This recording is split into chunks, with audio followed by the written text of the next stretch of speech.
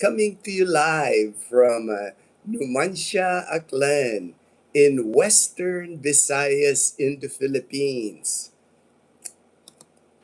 I'm having my morning cup of tea. Tea is my choice of drink today. Green tea on my Boss Rooster cup. Uh, one of my cups that I had made here, design made by my good friend Alan in Texas. The Boss Rooster cup. Let me just check it out here if I'm online. Hey, looks like I'm online. Looks like I'm online. All right. I always start with the weather. That's how I start my live streams. In Numancia, Aklan this morning, I already went on my morning walk. I noticed today the sunrise here is getting earlier and earlier. It used to be around 6 a.m., maybe even 5:30 a.m. But like today, the sunrise was like at 5:15, around 5:15. So I've been going on my morning walks earlier and earlier. Usually by 5 a.m., I'm ready to walk out the door. Once I start seeing some light in the distance here, I start walking. That's why when you see me on my morning walk, the street lights are still on because the street lights in our neighborhood here, they're solar powered, and once the sun comes up, they cut off automatically. It's already 79 degrees Fahrenheit here in the Numancia land. Bright, sunny. I mean, that sun right there, it's being hidden by, I have like a small tree in front of my house here, but bright and sunny already. Nothing but blue skies. It's like, to me, this is the heart of the summer here in the Philippines now. It is hot. Hot during the day. Man, yesterday, I know Iloilo, Dumangas in Iloilo registered the highest heat index here in the Philippines, here in Panay Island anyway, 111, 111 degrees Fahrenheit heat index in Dumangas in Iloilo. Super hot, super hot. You know, I've experienced many hot weather in my lifetime. I've lived in Texas, I've lived in Louisiana, I lived in Arizona, Tucson, Arizona. Man, the heat here in the Philippines just hits different. It's just it's another kind of level of heat here because of the humidity. A lot of those places where I lived in the U.S., well, maybe Texas, Louisiana, had a little bit of humidity, but not like the humidity here in the Philippines. It is just hot, man. It's like, and then yesterday, to top it off, yesterday around 1:30 p.m. This is like the peak of like hot, wet temperatures here in our area. The power went out. The electricity went out at 1:30 p.m. It lasted about an hour and a half to like 3 p.m. It was just cooking, man. It was just cooking.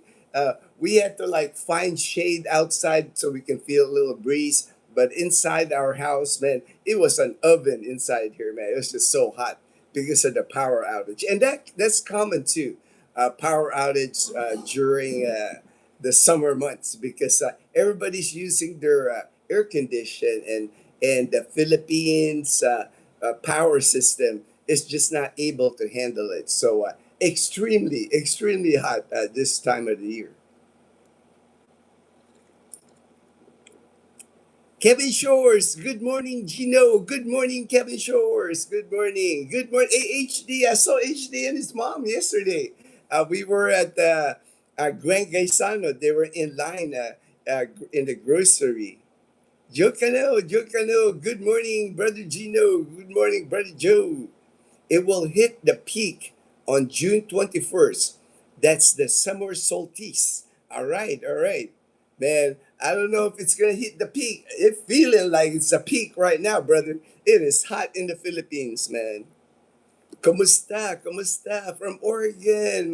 My brother Lowell. Mabuti ako, kapatid. I have to move my chair a little bit because the sun is trying to hit me here. God bless, my brother. Happy Mother's Day to your wife. Thank you, Kevin Shores.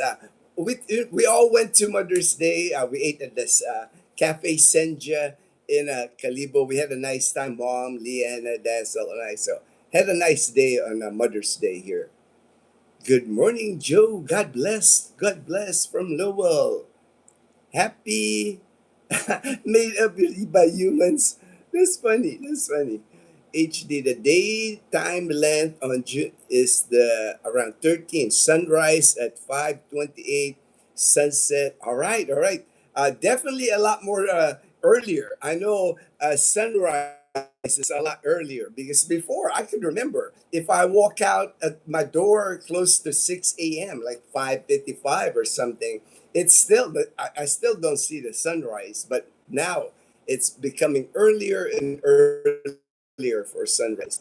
Was in Calibo going from mall to mall to beat the heat. Hey, I can't blame you, man. I can't blame you, HD.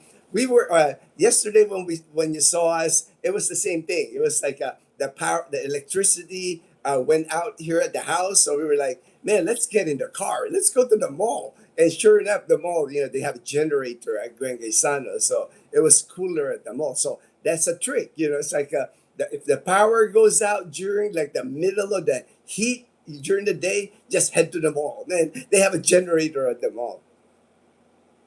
Didn't want to have to keep paying that 14K each month just for electricity. Woo, man, you got a high electricity bill, HD, man. 14K, man.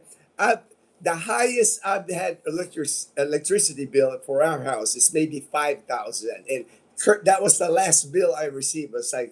It was over 5,000 pesos, still under $100, about $90. But our house is small. Our house is only 430 square feet. Then 14,000. That's like 3 months of electricity for my house. HD. Good morning, Gino, and the rest of the Panay Posse. Hey, good morning, Brian. Hope you are having a good time in Iloilo City, seeing the sights in Iloilo City. I know you and the Colonel got together, and you also met Chriselle. So that is awesome, man. I like hearing that, Brian, where you went to Cebu City, you met with Daniel, you went to Iloilo City, you met with the Colonel. To me, that's how it's supposed to be when you arrive in the Philippines, retiring here in the Philippines. You already have friends, you already have friends that you're meeting already. You don't, you won't feel like, some people land here and they don't have anybody, when they, like me, when I landed here, man, in 2011, I landed in Boracay. The only person I knew was my landlord. It would have been nice to like, you know, when you land and you already have a friend, you already have somebody like guiding you. Hey, stay out of this area, watch out for these places, or things like that. But welcome to Iloilo City, Brian. Maring, tamsak. All right, hello, maring sala. Expat, hey, my brother Belus in Leyte. Good morning, Gino and crew. Yes, so hot here. Ugh, stay cool. I know, man. It's like I know people, can't really relate to us, Belus, when I tell them it's a different level heat in the Philippines. Man, it's like I said, I've lived at many hot places in the world, but man, it is just what especially when the electricity goes out and it's the middle of the day, forget it, man. That's why we headed to the mall, man. We were like, time to hit the mall, man. My boy, you look like Lee. I don't know who that is. I've been told I look like Gus Spring. I look like Gus Spring, which I'm a big fan. I'm a big fan of Gus Spring, but I don't know who Lee Caruga is. Lowell, morning, Brian. God bless. God bless. God bless, Lowell. Morning, Belus. God bless. Blessings to you all as well. Definitely blessings to everyone. Hopefully, everyone is having a good day for sure. It's supposed to be a bit hotter today than yesterday, Then the hottest day of the week is tomorrow. Trying to diversify ways to beat the heat. I might go near the beach today. Yes, good move. Good move. If you're heading to the beach, man, I might have to visit Edgar. I might have to visit Edgar at his beach house, man.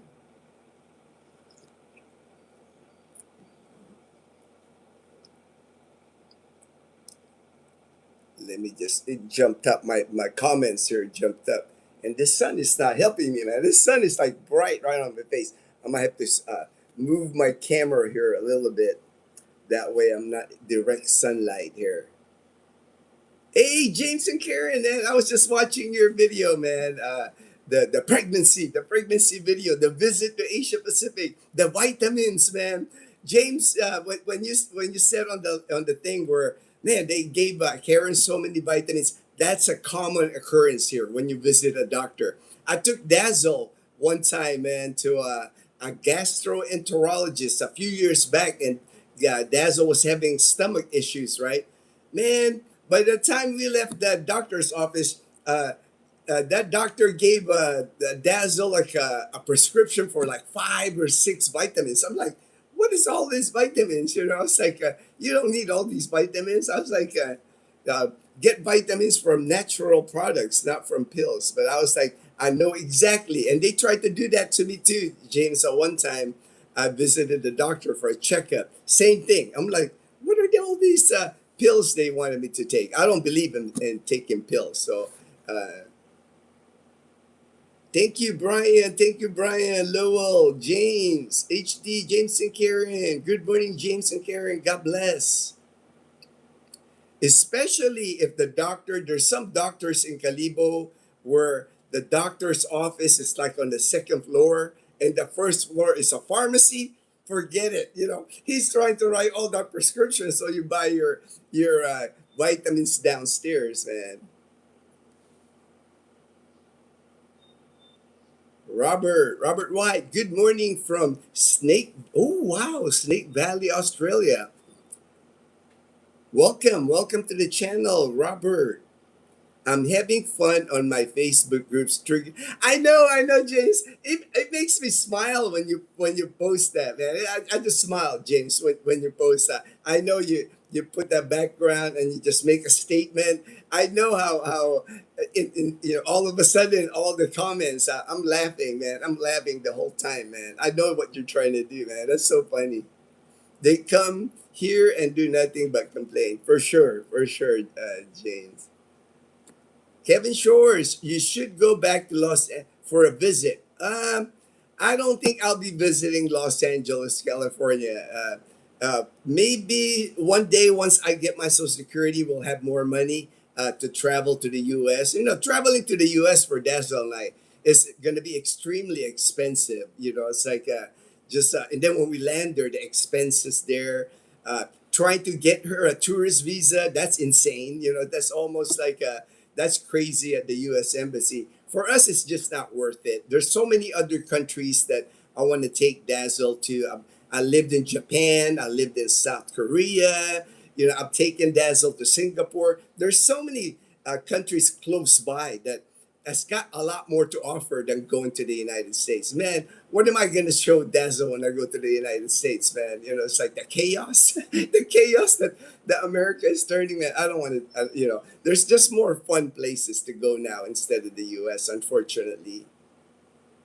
Good morning, the Colonel. Colonel, good morning. Good to see you, Colonel. H- James, HD says, James, I met up with the blacksmith to try replicate one of my knives. Ooh, wow, a knives. Banga clan, I can bring you over to meet up. Oh yeah, man, they can do that here, right? You know, it's like knives, bolo knives, man, swords. Man, they can make you stuff here.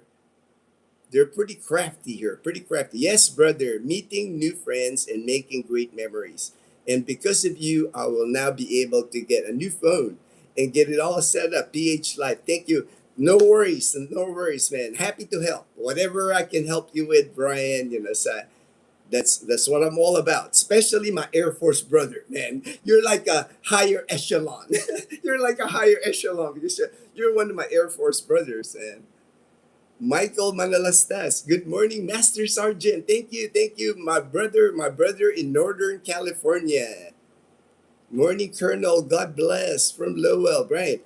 Good morning, Colonel. Thanks for the visit, buddy. Really enjoyed hanging out with you and Chriselle. That's so awesome. Salute from the Colonel. Hey, Joel, my good friend in Park, Arizona, by the Grand Canyon. He lives by the Grand Canyon. Hey, Gino, is Dazzle still waking up just to test her Apple Watch? Hey, Joel, I got her to wake up. There's a video coming up. You're gonna laugh because I got her up one time again because of her Apple Watch. So funny, so funny, so funny. You mentioned that because, but now she's back sleeping, of course. But one day, because I have this our friend, our friend Tim. I've never really met Tim before in person, but we met through the channel. He lives in Las Vegas. Sometimes he's here, I go, yo, Tim. It's like, Viva Las Vegas. And he has an Apple Watch. And Tim is sending Dazzle like his steps. So Dazzle's sending back her steps to Tim. So it's kind of like a challenge between them. So the other day, man, Dazzle walked for like almost 4 hours, man, in the sunset time. People in our neighborhood were like telling Dazzle, "Hey, stop walking, go inside. It's getting too dark." It's like it's so funny. She had like 26,000 steps or something. It's like crazy amount of steps.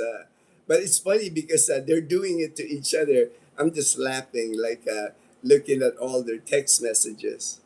Eileen wants to know. Yes, Eileen, I got Dazzle to get up one time again. It was dark 30. It was like I think I got her up like at 5:15. We walked the neighborhood there, and I filmed it, so you will see it. You'll see it. So funny. Got a beach house property abandoned for over 3 decades. Wondering if it's worth to fix up within a couple of years or not. Paid taxes for the property for a few. Oh, nice, nice. One thing about beach properties, just my experience seeing it HD here in the mainland. I have friends that own beach houses here. Uh, they're kind of pricey to maintain. You got to be careful with like how it's built. Because for one, anything metal rusts so fast. You got to worry about like mold. When I lived in Boracay Island. I lived there for 18 months, right on Front Beach on Station 3. I had a studio apartment. And even in my little studio apartment, I was always spraying like stuff, wiping down with bleach because the mold issue, the moisture, it's like it's hard. You're always battling it. There's mold growing on everything that you own, and then my bicycle was getting rusted. So I was always like wiping down my bicycle. So uh, it just costs more. I think, maintenance wise, there's a lot more maintenance required for beach houses. But you live by the beach, but you get to experience the beach. Derek, hey, aloha from Southern Leyte. Kaloy is remnant. Low, yeah. I think I was looking at that on Kaloy. It's a low pressure area now. They're calling it a low pressure area. Estimated 690 kilometers east of Katarman, northern Samar. But they don't think it's gonna hit land. Like the Philippines. It's in the Philippine area of responsibility, but it's not gonna cause like normally like a typhoon because it's named the Typhoon Kaloy, the third typhoon of the year. Caloy. It's alphabetical, so Kaloy with a C. Um, that's the weather, and pretty much the weather for the whole Philippines, Metro Manila, rest of the country. Partly cloudy skies, scattered rain showers. I don't think we're gonna hit rain showers, man. It's nothing but blue skies here. The sun, man, it's like super bright already. It's not even 7 a.m. yet. Let me clear this that way. The dollar exchange rate. I usually do the dollar exchange rate right after the weather. 60.91, creeping up to 61 again, creeping up to 61. All right, let me get that. Brian, let's see. Snake Valley, Australia seems like the most dangerous place on the planet. I know, right? You know, Dazzle's, she's not a fan of snakes. Dazzle's not a fan of snakes. So, Snake Valley, yeah, it sounds dangerous, man. That's the deadliest place. Derek, USA should give Philippines free visa. Never gonna happen. Never gonna happen, Derek. Not in my lifetime, probably ever. And the reason the Philippines will never get, just my opinion now, just my opinion. The problem here in the Philippines is there's so many fake documents here. You can fake just about everything here, or you can create a new identity. You know, like I mentioned in the previous slide, I know a person that got deported from the U.S. back in the 70s, 80s, around that time. He got deported from the U.S. to the Philippines, back here in the Philippines, and he got back in the U.S. in another identity. You can do that here. You can create new identity here, just the money. As long as you have money, birth certificates, passports, you name it. But the U.S. Embassy is smart on that. They're in Manila. They catch a lot of people. That's why there's a lot of denials at the U.S. Embassy regarding like tourist visa, any type of visa. There's always a long line. If you go to the U.S. Embassy in Manila, there's always a long line of people trying to get a visa to go to the U.S. But they catch majority of those. The U.S. Embassy, they hire Filipinos here that investigate, that go into like people that's gotten married here in the Philippines, trying to go to the U.S. on what is that, the fiance visa. It's like stuff like that. They catch people all the time. That's why you'll never see visa free for the Philippines to go to the U.S. That's never gonna, not in my lifetime. So that's never gonna happen. U.S. is just protecting themselves because you got to be careful on who you allow to go to your country. And unfortunately, there's Filipinos. There's a ton of them in the U.S. Right, the TNT, the illegals that are they're staying. And there's also in California a lot of like scams that the scams that they were running here in the Philippines. They go to the U.S. and they run the same scams in the U.S. And unfortunately, that that's a small number, but you know how it is. The small number of Filipinos that ruin it for all the good, hard-earning Filipinos in the U.S. You get that 1 or 2% of Filipinos, that criminal element that do scams in the U.S. But that's what the press covers. So unfortunately, it ruins it for all the good people. HD, hey Colonel, Young Fresh, no need to go to the US. I already told my girl, as she is getting her passport this week. We are only going to South countries. I did not choose the PI. No, to me, I think the same way, Young Fresh, because for me, I'll always be grateful for America. It's given me a good life here in the Philippines. I was able to retire at age 45 here because of my United States military pension. So I'll always be grateful. But when I left the U.S. in 2011, and from what I've seen, how the U.S. has become now, everybody's so divided. There's really no incentive for me to go back to the U.S. I do miss some of my family in the U.S. My sister, I got friends, good friends in the U.S. But a lot of them, my sister, my friends, they come here. They come to the Philippines, man. So they visited me here. So like my friend from my best friend in Hawaii. I would say the last 15 years that I've been here in the Philippines, he's visited me a dozen times here. So to me, no need for me to go to Hawaii. He comes to visit me, and we have more fun here. It's more fun in the Philippines. It's more fun in the Philippines. Hello, Gino. Hello, Gino. PDX. You are right. The prices are just crazy in America. Why go there? Check out Indonesia. Exactly, right? A vacation for me in the United States, man. Yeah, I might have to mortgage my house. I have to mortgage my house just just to afford a vacation in the U.S. where I can go to Thailand, I can go to Bali, I can go to Hong Kong, for like round trip ticket of like $200, $300, ticket alone to the U.S.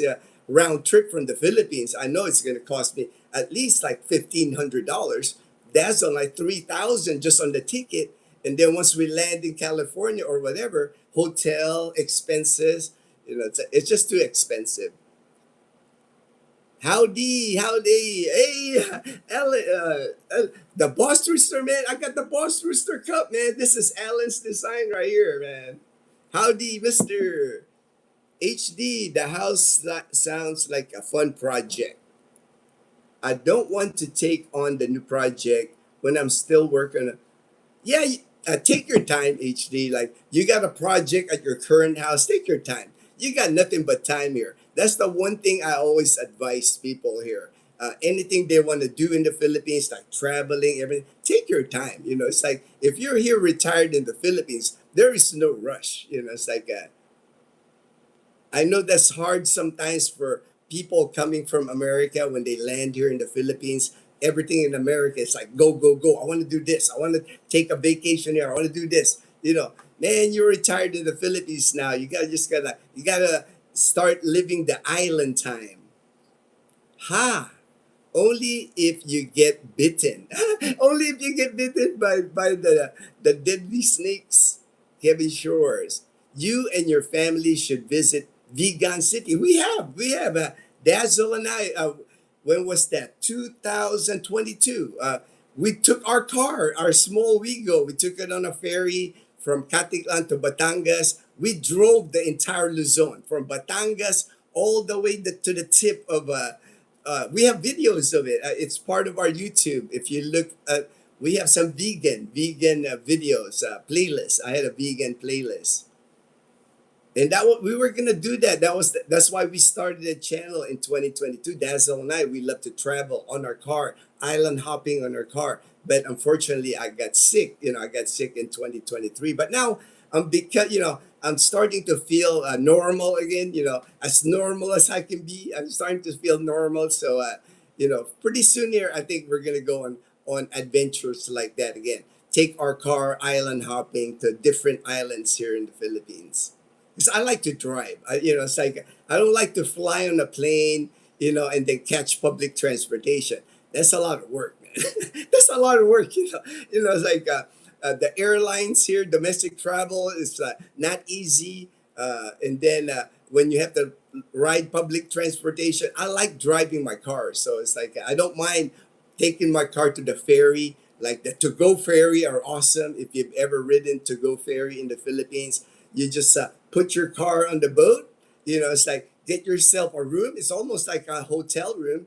The one that when we went on the to-go ferry, we had our own queen size bed, our own bathroom, our own bathroom. It's a private room.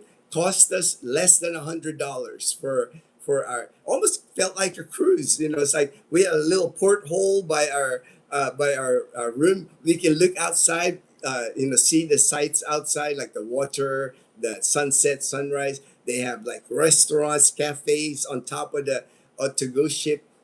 Really worth it. Really worth it. Going on the to-go ferry. That makes sense too. The colonel says that makes sense too. Hey, when fitness meets faith, that's my good friend Ria in Tennessee. And hello, Ria. Hello, Gino. Good morning. Just catching up with watching your blogs. The corruption level in the Philippines is something else. Indeed. Unfortunately, it's like a part of life there. Yes, right. I've talked about the corruption level here in the Philippines. It's another level. To me, I don't get involved with the politics. I don't get involved in U.S. politics. Let alone why would I involve myself with the Philippine politics? But I'll talk about it a little bit. It's to me, it's interesting. It's interesting. I'm sure people are watching. Maybe not. But me, I try to watch it. I try to. For me, I understand Philippine politics here, and I'm not gonna try to explain to you Philippine politics. That will take hours. That will take hours. for me to explain to you like Filipino politics. But yesterday, May 11th, yesterday, man, what a day! What a day in Philippine politics. You had yesterday the House of Representatives in the Philippines impeached the vice president. Yesterday, there's this senator. I'm not going to name names. A senator that hasn't been attending sessions of the Senate here for like the last 6 months. Showed up. Showed up at the Senate, and they were trying to arrest him. Like he's part of like the Duterte. The international court. They have an arrest warrant for him. So that they were waiting on him, but now he's protected by the Senate. As long as he's inside the Senate, they can take him. But man, you can't stay there forever. He's got to, one of these days he's got to, like leave the building. So he'll probably have to camp out now, living in the Senate. What else happened? Oh, they overthrew the Senate yesterday. Here in the Philippines, the way the politics here work, there's 24 senators here. Uh, and there's a majority and minority in the Senate. But here in the U.S., it just depends who the Democrats or Republicans who takes the Senate. Here, there's so many parties, so many political parties. The 24 senators that in the Philippines, the 24 senators, at any time they can call on a vote and say, "We don't like the majority leader. Let's vote. Let's kick him out." And that's what happened yesterday. They made a vote. The guy that was in the previous Senator Tito Soto, he got taken down. Now there's a new in charge of the Senate. All happened yesterday. This all happened in one day. All Senator Cayetano now is the head. Is like the majority leader of the Senate. Just a crazy day in the political system in the Senate, and how it works. A lot of that, it's like a lot of we kind of learn. I guess we learn from how the Philippines. One thing about the Philippines, they like to copy whatever America is doing. It's like maybe because of all the crazy politicking going on in the U.S., same thing happening here. I remember even back in the 80s, when President Reagan became the president of the United States. President Reagan was like a previous actor. Well, pretty soon we have an actor that became president, President Estrada. We just like to copy everything that America does, I guess. But to me, I don't get involved. I don't side with any parties here or anything like that. I'm not political, but it makes it. It is what it is. It's like it's just part of life. Like I said, part of life. And even for most Filipinos that I talk to here, it's like to a lot of Filipinos, it's just nonsense. It's kind of funny when all the things that the politicians here are doing. The rust ate up most of the stuff on the property. It was my dad's. All right, yeah, that's gonna be the issue, man. With any beach property here, rust will just like eat through everything. So it can get expensive because you got to replace pipes. If you're gonna put railings or anything, make sure it's like stainless steel. Maybe stainless steel lasts longer, but they're more expensive. Stainless steel is more expensive here. I've just seen it. I have friends in Nabas, Aklan, that couple of friends of my own beach houses there, and the maintenance on it, they said it's just killing them. Even the roof here, the where when it rains, it catches the rain. That gutter area, it'll get rusted, holes on it. I mean, it's just you're gonna spend money if you decide to live on the beach. It's just more expensive living in the beach. But it's the beach. You wake up to the beach every day. Vegan City is a nice place. Awesome, man. I love vegan, man. I love their food too, man. Their food there is awesome. The one of the favorite dish I like there, and I've eaten it now. Dazzle makes it for me now. It's called poke poke. It's a poke poke. It's eggplant, egg in it, red onion, tomatoes. She makes it good now. Dazzle knows how to make poke poke. Because I first ate it in vegan. This first time I ate poke poke, and I was like, "Whoo, man, this is delicious. I gotta have some more of this." So Dazzle learned how to cook it, but just beautiful. Yes, vegan is just beautiful. Like cobblestone. Uh, it's the only place really that I've been. Well, Intramuros, it's got like the Spanish architecture, Spanish look, but um, that's how vegan is. You go to like Calle Crisologo. Calle Crisologo. It's like you're thrown back in time. You feel like you're back in the Spanish era. Very very nice place to visit. And then another favorite of mine there is their empanada, the vegan, the VIGAN empanadas. Delicious, man. It's the best empanadas in the Philippines.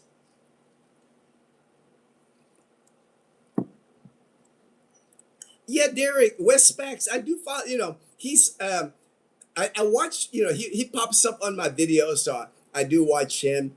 He made a trip here to the Philippines, like in Cebu, not too long ago. I remember he was filming in Cebu City.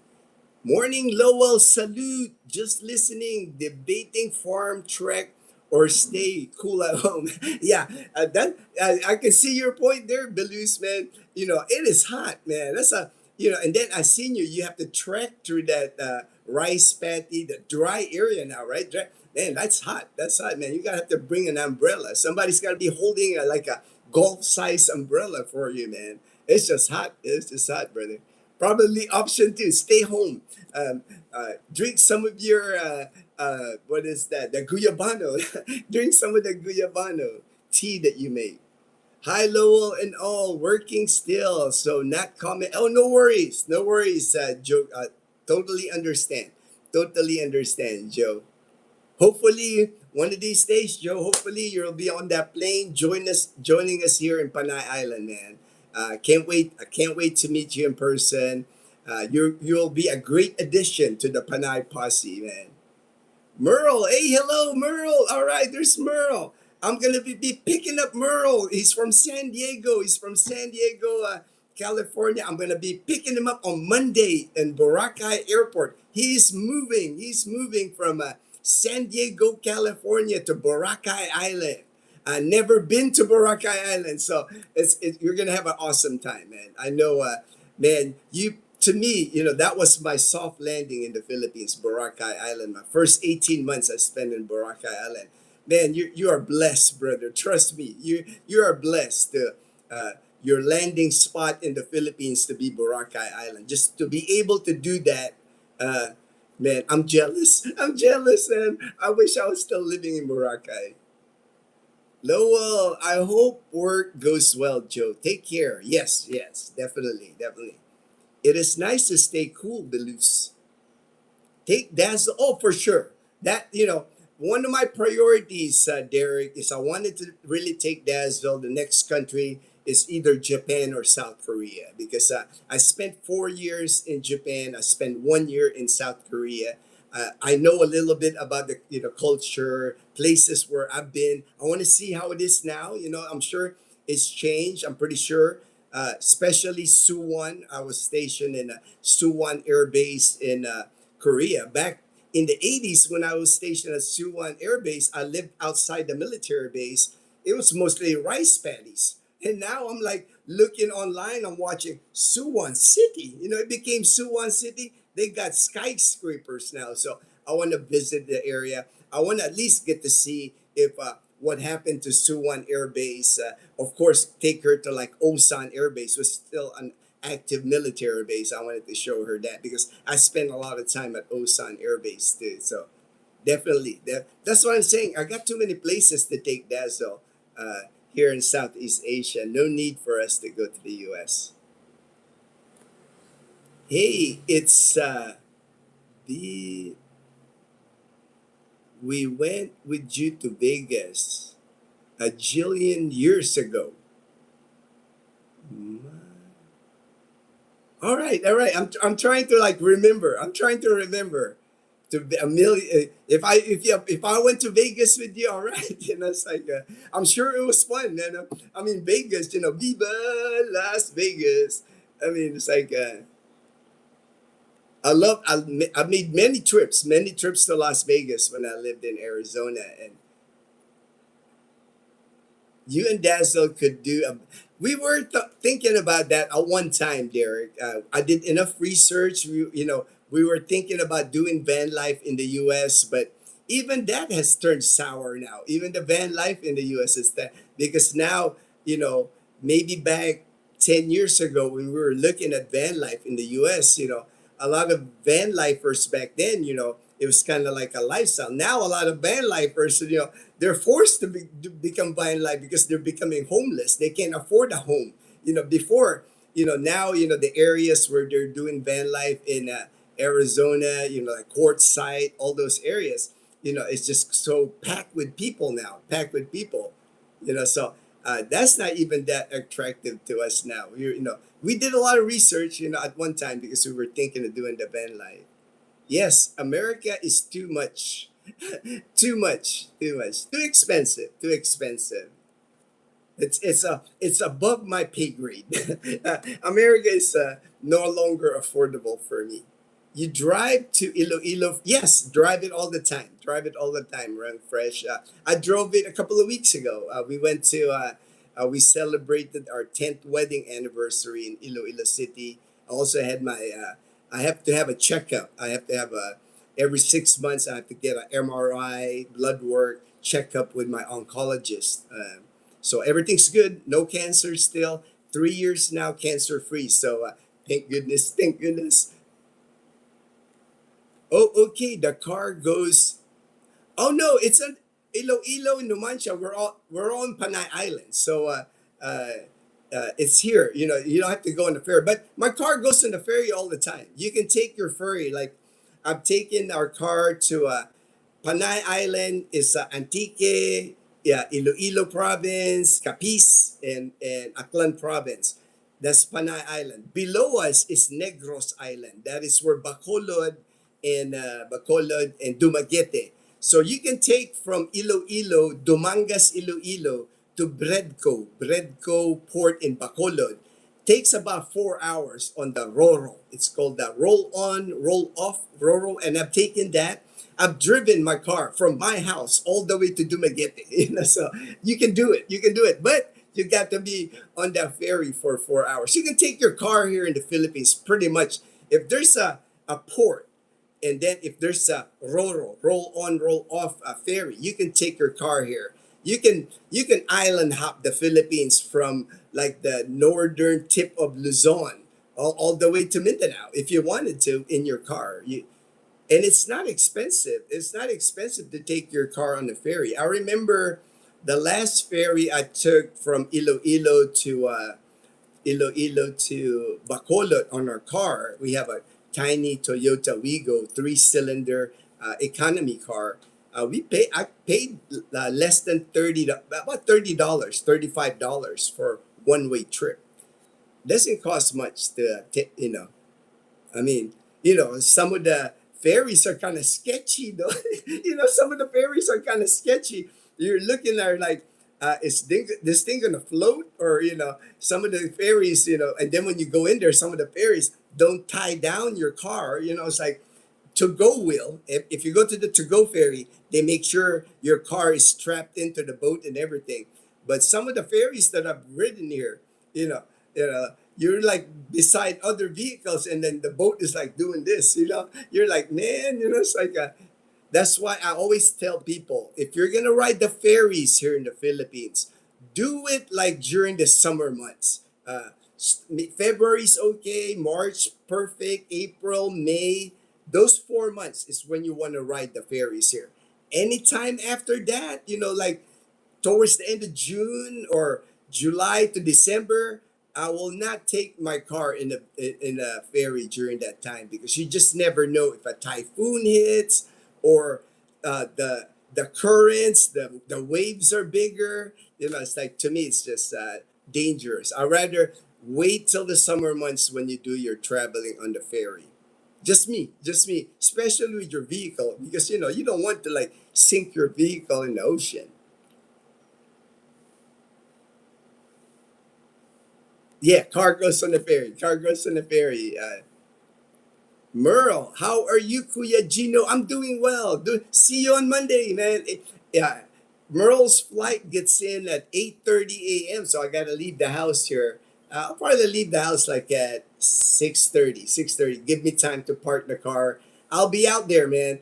When you land in Boracay Airport, just exit the airport. Yeah, the security guards. Tell them that you have a car waiting for you. That way, I can pull in inside. We'll figure it out when you get there. It'll be easy. But I'll be waiting for you at the airport. My round trip ticket for out of the Philippines and back is around $450. Wow. Man, I've never seen a ticket that cheap, man. Round trip ticket.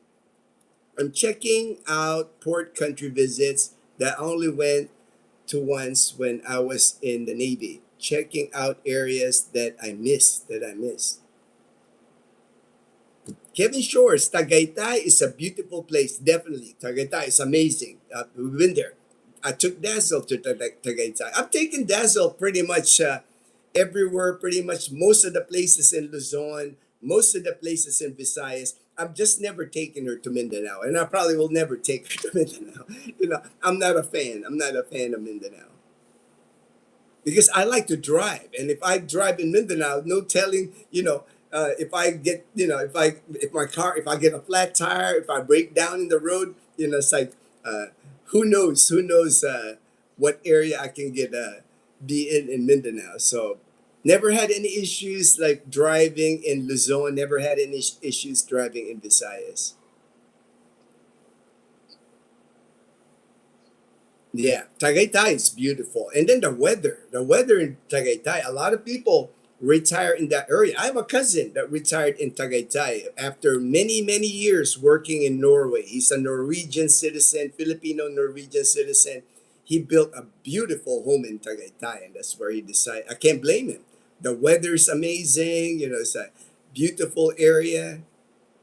Stainless steel rust too. People don't know that. It's not rust proof. Okay, I figured. That's why I didn't say.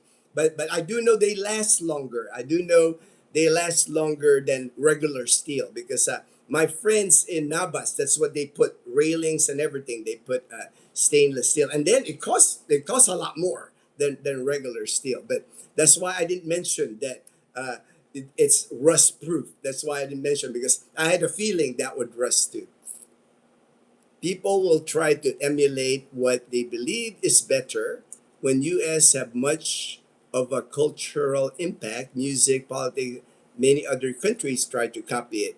I want to see more Filipino originals. Yeah, I agree with you. That's why I fell in love with Boracay, man. When I moved there, when I landed in the Philippines, I became friends with JR Nash. They were popular musicians in Boracay at the time. Now they got family. They moved out of Boracay now, but I was hanging out at the Boom Boom Bar. It had that reggae. They were playing reggae kind of. The guys at the Boom Boom Bar, they had dreadlocks. I kind of, that's why I fell in love. I fell in love with Boracay because of that. I got immersed in the culture, the local Boracaynon culture.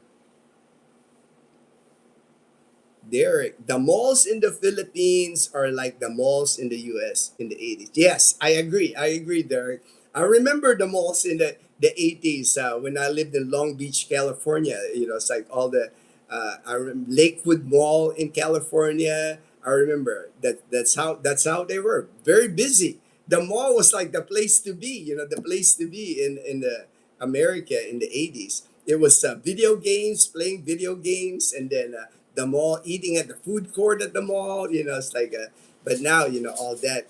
I don't see that in America anymore. Hey, JP, good morning, JP Calibo. Good morning, Gino and the posse. JP is in the house. JP is in the house. Good morning, brother. HD says, good. Hey, JP Calibo. I hear my other dog, Totoy. So she's going to be walking down the stairs here because she's going to want to pee outside. Morning, GP. God bless. Oh, there's Mom Mom Janet. Hello, Mom Janet. Hello, Gino. Good morning, Lowell, Brian, HD, Kevin. Joke. Yes, there you go. There you go. Like clockwork. Toto is wanting to go outside. All right, all right. Go outside. Go outside, baby.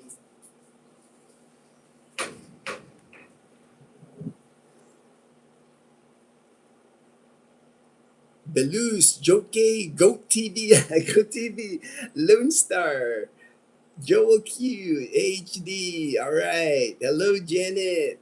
HD. I wouldn't think too hard about it. I believe they're trolling you. A lot of people do that in live stream to make you believe you want them. Oh, no worries. I don't worry about trolls, man. So I don't get many. I don't get many trolls, HD. That's why I don't have any moderators. I just, I've been doing this a long time now. So I pretty much, how is it going? Settled in, settled in. HD, how are you? Have you been Dumaguete? Yes, I've driven my car to Dumaguete, man. That's a lot. We have videos of Dumaguete. We had a good time. We had a good time in Dumaguete. To me, it's like if I had to pick a city in the Philippines, Iloilo City Barn is the best city. Now, if I would have to live in the city, it would be Iloilo City. But Dumaguete, a close second. I wouldn't mind living in Dumaguete City. I liked it. I know people call it Dramaguete, all that, but I love Dumaguete City, man. It's a nice city. I found a coconut on the beach in Texas. How can I fail? If it's a Filipino coconut, I don't know. I don't know how you can tell if it's a Filipino coconut, man. That's funny. You found it in Texas. I'm not the coconut whisperer. I'm not the coconut whisperer, man. Settling in, Janet, it's not as hectic in getting construction supplies and house supplies like before. Right now, I'm looking for a good ice cooler. Ice cooler. Here you design house inside now. Ooh, what a project. Here, peanut butter travels. Hello, peanut butter travels. Hello, Colonel. From Mom Janet. Gino, regard. Yes, no worries. I will tell them when they wake up. Young Fresh. I know driving the Philippines a lot. Oh yeah, a lot different. Lot different, man. Uh, a lot easier to drive here, I think, in Panay Island. The main congestion you'll see as far as traffic would be Iloilo City. Some not bad. Nothing like Manila. Nothing like Cebu City traffic. Rojas City's got a little bit more congestion, but not. You won't get stuck in traffic. It's very seldom that happens here in Panay Island and Calibo. It's like traffic moves here, but as far when you're outside that area, it's very drivable. It's like I would never drive in Manila or I would never drive in Cebu City, but I feel comfortable driving anywhere here in Panay Island. Especially once you're outside Calibo, once you're outside Rojas City or Iloilo City, very drivable here.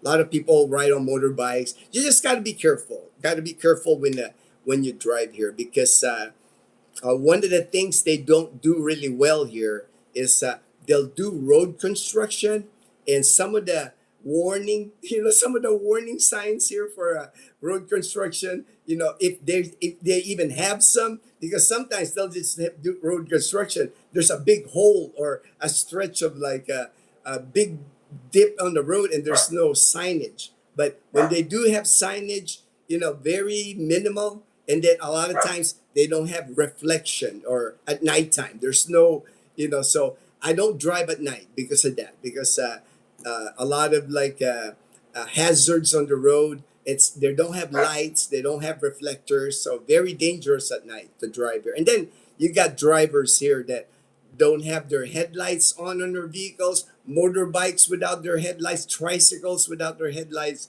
Just dangerous to ride at night here. Sometimes you'll be riding on the road here. Next thing you know, there's like a long bamboo that landed from, just fell on the road. Big bamboo on the road. You're going like, whoa, where did that come from? It's like, that's why I try to avoid driving at nighttime.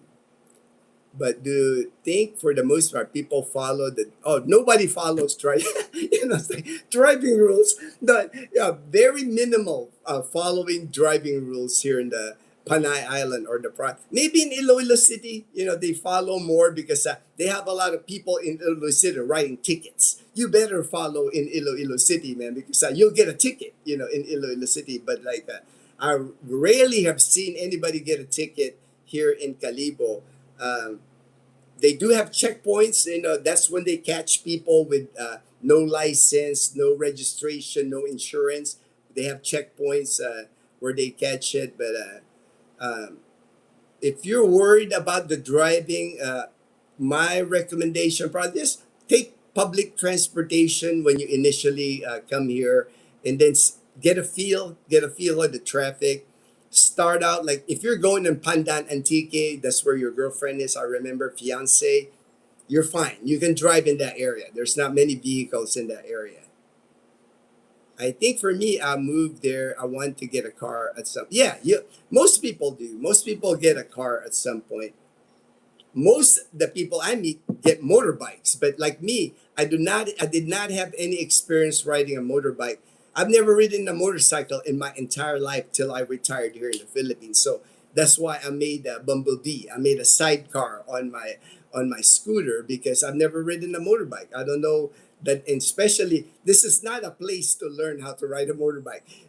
If you're not an experienced motorcycle rider, I do not recommend riding a motorcycle in the Philippines because I see them all the time. Even expats, even Philippines, they're accidents. So many. I could not go to a day here in Panay Island in my YouTube where I don't see somebody in a motorcycle. Let me. Oh, somebody's walking there. That's why Toto is parking. Let me get Toto. Toy, come on in. Come on in. Come on in,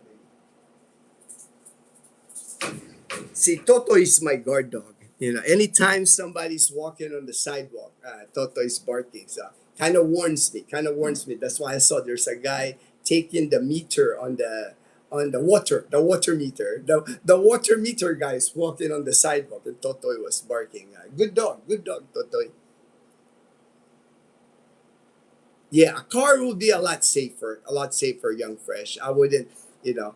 Uh, Many people though, I know many people that like me never been in a motorbike. Ruben's never been in a motorbike before, and he bought a motorcycle. I kind of worry sometimes about that because, but he's careful. He's not making many trips on his motorbike. Are you designing with plans in mind? My mom is collecting more and more plants. Oh, yeah. Dazzle too. I don't know what about mom has a collection of plants here. She's got papaya, she's got lemon, she's got peppers. Now Dazzle's collecting. She got a side where she's collecting plants because her friend here in our neighborhood gave Dazzle that miracle fruit or miracle berry plant. Gave her Meyer lemon. I've never heard of these plants, but she's now Dazzle's like collecting like plants here now too. So mom and Dazzle got plants now. Any airport fees when you leave the Philippines? When you leave the Philippines as an American, me, I've never paid anything. Filipinos, they got to pay, man.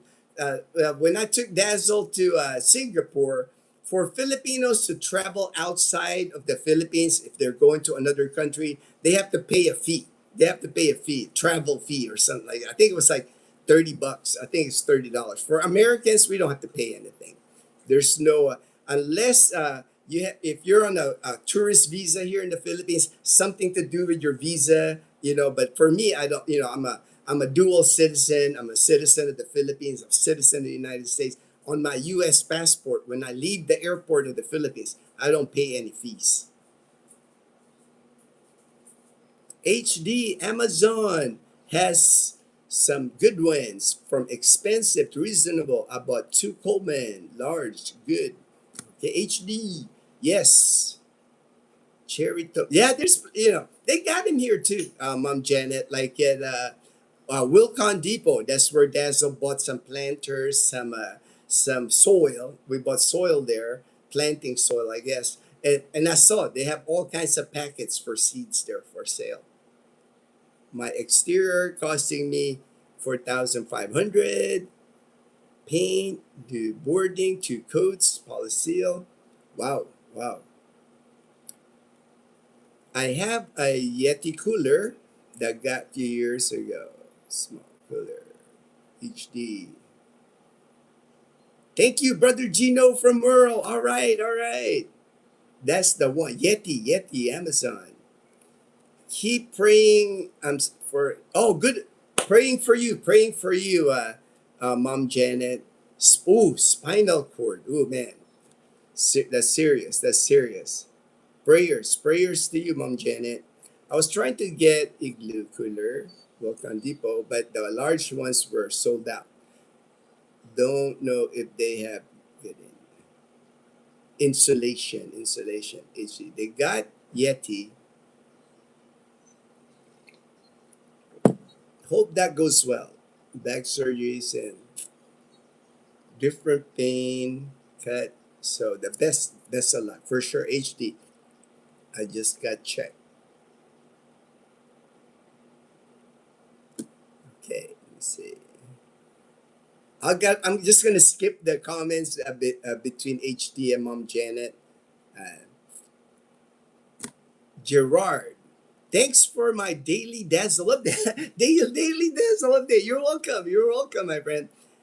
It's inspiring till I get there next spring. Brooke, oh, don't worry, man. It's like, next spring, the one thing I've learned, I've been doing this now 4 years. I've been helping people move here to the Philippines. That one year goes extremely fast. You're thinking next spring, 1 year from now, man, that one year, it's amazing how fast that one year will go, so, get your ducks in line. It's like, get rid of your stuff in the U.S. Start your life in the Philippines, man. If you're broke and hungry in the U.S., if you got Social Security at least, struggling in the U.S., I think you can find a better life here in the Philippines. It's like, if it's gotten too expensive to live in America, man, you can have a good life here on the average Social Security here in the Philippines. If you're getting at least 1,700, that is the average Social Security. That is a good life here in the Philippines. Most people here, if you tell them that you're making $1,700 or about 100,000 pesos a month, most people here were like, and you're complaining. It's like, most people here don't make that money for the entire year. It's like they don't make 100,000 for the entire year. So if that's your income for a month, it's a good life here for you. Just wait a bit. You'll probably have Leanna collecting. Yeah, I don't know though. I don't think Leanna's into play. I never know. She's 13, so she's got a long way. She's got. Gino, what I like, you really dot your I's and cross your T's on informations. It's very. Thank you, thank you for that, Janet. All right, let me press on for more. Discuss a little bit about that political, I guess, political drama happening here in the Philippines. It's interesting. It's interesting for me, the political drama here. Like I said, like, the Philippines like to copy everything that America does. So America's got all that drama in Congress. We got the same thing. We got the same drama here in the Philippines with our Congress. Oh, right here. I saw this, man. I saw this. I wanted to make this as announcement. In Boracay Island, June 7th, coming up here, June 7th, they will have the first Boracay Fishing Festival 2026, June 7th on Boracay White Beach. It's going to be like it says here, National Jigging Tournament. So it's a fishing tournament. No entry fee. Man, I was like surprised. A fishing tournament in Boracay with no entry fee. So I'm sure it's to attract more tourists to Boracay. June 7th. But what's cool is no entry fee, but the champion will earn 100,000 pesos. That's close to about $2,000, maybe $1,800 in a trophy. Yeah, that's the champion. First runner up, will collect 70,000 pesos in a trophy, a little over $1,000. Second runner up, 50,000 pesos. Third runner up, 20,000 pesos. And then they have a category also for the boatman, So I guess you can use a boat, you can use a boat for this fishing competition. Longest catch, smallest catch. That's kind of funny. The smallest catch, rarest catch. So I guess a rare fish if you catch the rare fish, and the most catch. So first ever, Boracay is gonna have a fishing tournament, June 7th on White Beach, Boracay. Free, no entry fee, and you can win some money. Yeah, that's gonna be packed with fishermen. I'm thinking there's gonna be a lot of people fishing that day for this fishing competition.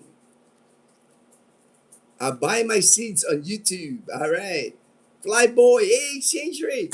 60.91, 60.91, almost 61 again. Why? It's very embarrassing here.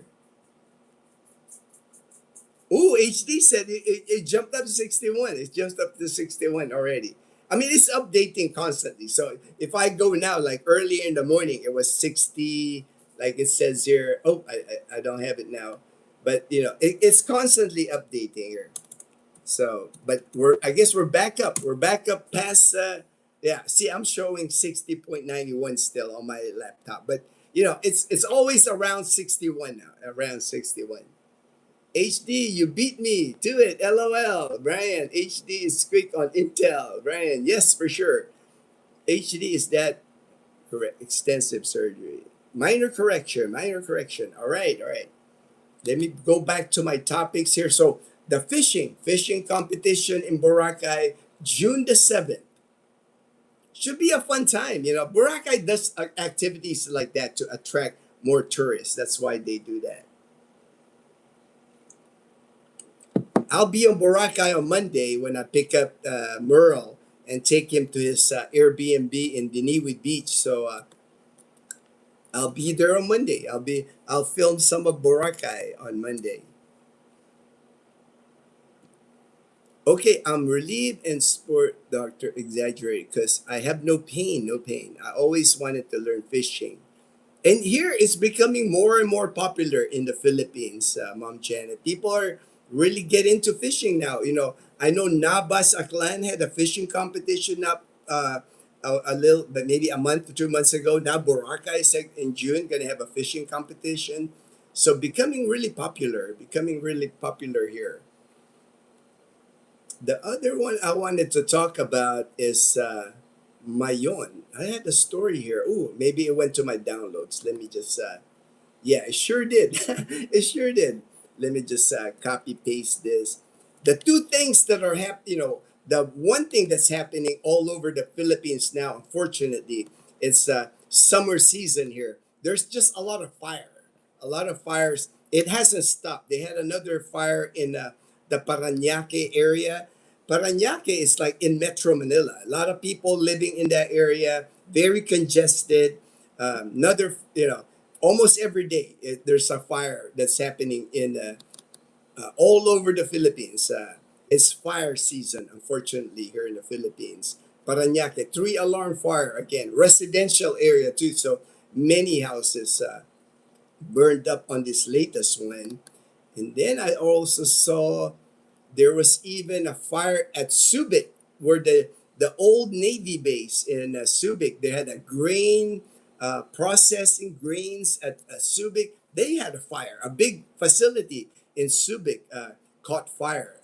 Just fire season. Just non-stop fires all over the Philippines. Unfortunately, this time of year. Mayon volcano. I wanted to talk about Mayon volcano. Mayon Ashfall, the ash that's coming out, very active volcano in the Philippines right now. They're in threat level 3. If it goes to 4, that's kind of like catastrophic. That's like imminent eruption of Mayon volcano. Mayon Ashfall is the problem that they're experiencing now because of the ash blowing up in Mayon volcano is the water supply. Uh, all the rivers around my own volcano, all the areas, ash is dropping on it. So water supply is becoming an issue. Over 100,000 people, individuals in the Albay, in the Bicol region, Albay region of the Philippines, are affected. Um, the government is scrambling as far as like deploying a water filtration system. They did say they rolled in trucks of bottled water. But if you can imagine, you're dealing with like 100, over 100,000 people. Bottled water. That's not gonna last very long. They got even evacuation centers in the area there. A lot of families going to like evacuation areas.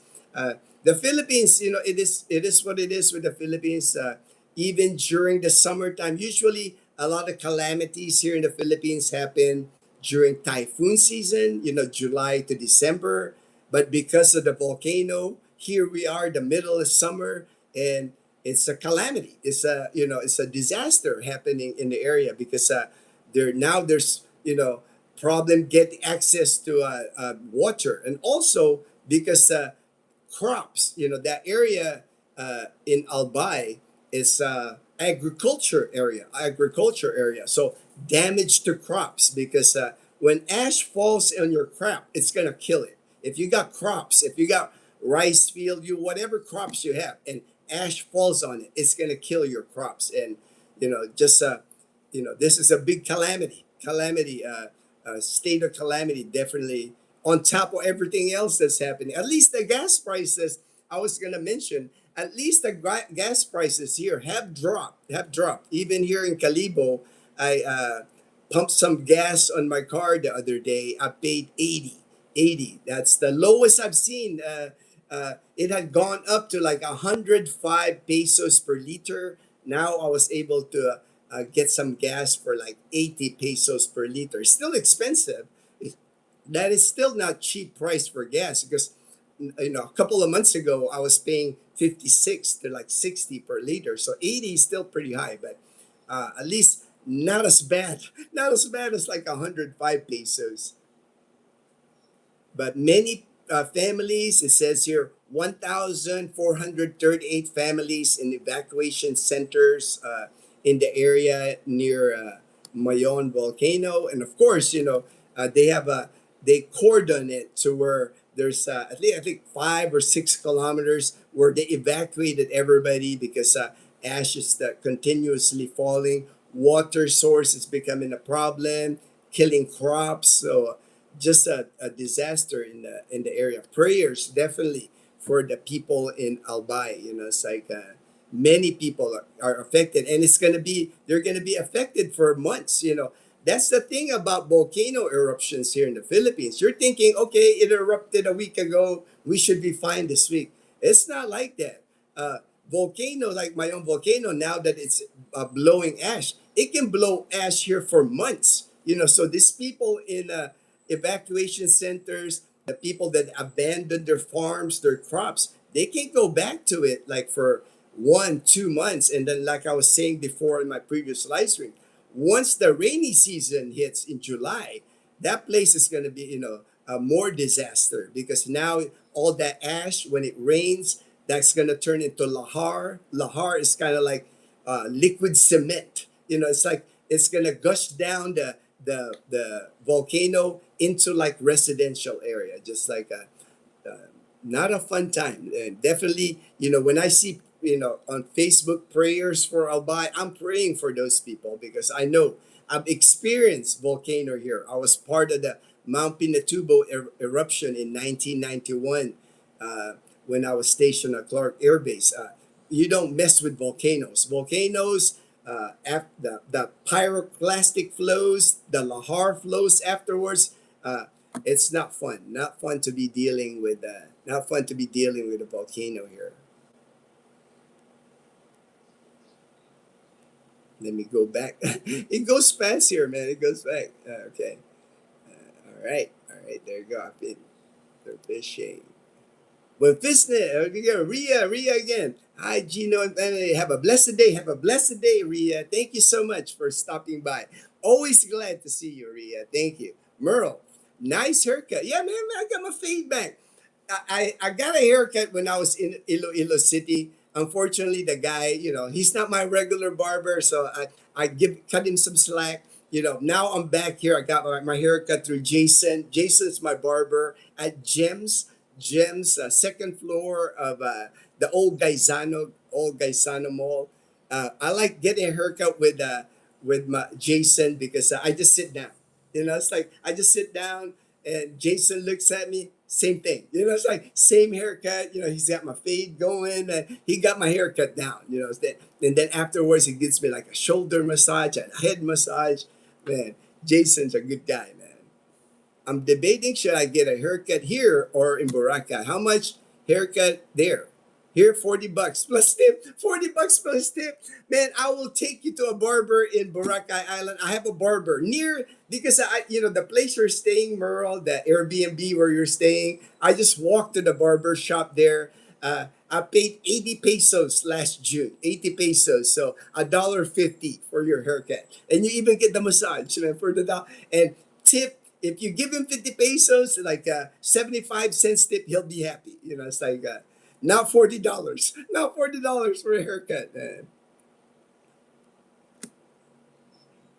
When fitness meets faith, cool handle. Yes, cool handle. Gino, it's cold here. Oh, wow, wow. Stay warm, Mom Janet. You can get haircut very cheap in Philippines. I paid 250 at the salon in the mall. That's how much I pay at Gems. Gems air condition. You're paying for the air condition, and their equipment's like more standard, electric clippers. The barbers in Boracay, the barber, I'll take you, man. He's got electric clippers. He's got scissor. Good barber though. Very basic, very basic. He just got one chair. He's got one chair, and it's the barber shop is his house. He lives upstairs, and the bottom floor. He's got one chair, and he's the barber.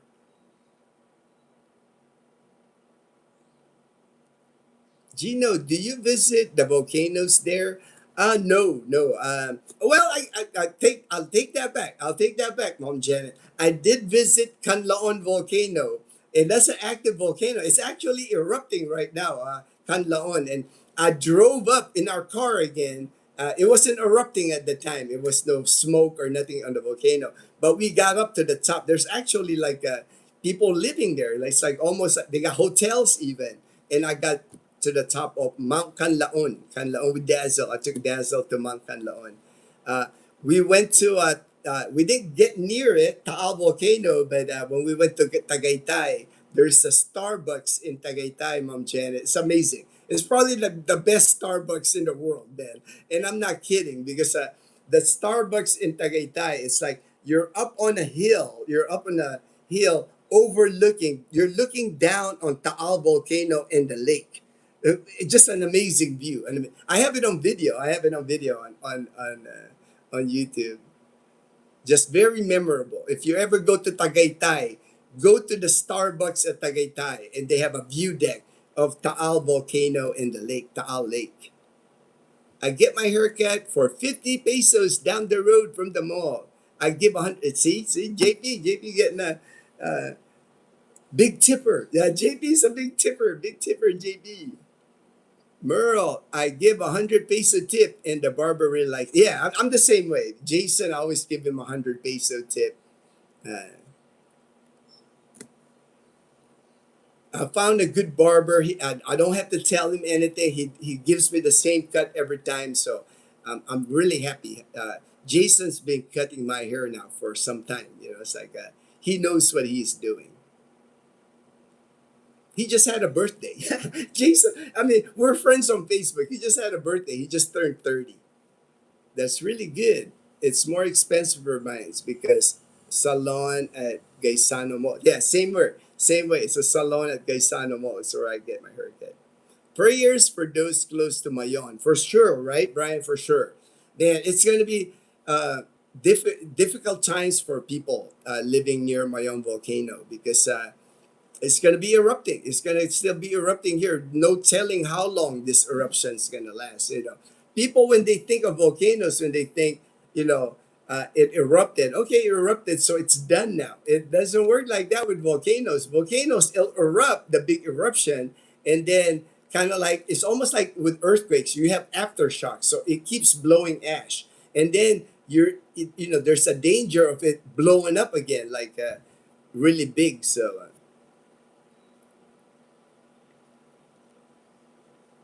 Yeah, it affects the water for sure, Brian. Makes it acidic, over time and kill everything. Yeah, the rivers, right? The rivers around my own volcano. I'm sure people fish on those rivers. Can't be doing fishing now. You can't eat. You can't use the water from the river. It's killing all the fish. It's killing all the crops. People are in evacuation centers. And if you're managing that, if you're managing over close to 1,500 families in evacuation center, that's not a good scenario too, right? Because like, feeding all those people, then you got to worry about people starting to get sick, transmission of disease. It's just like, man, it's not definitely need prayers for the people near in Albay. I am donating from USA to help build a school in the Philippines.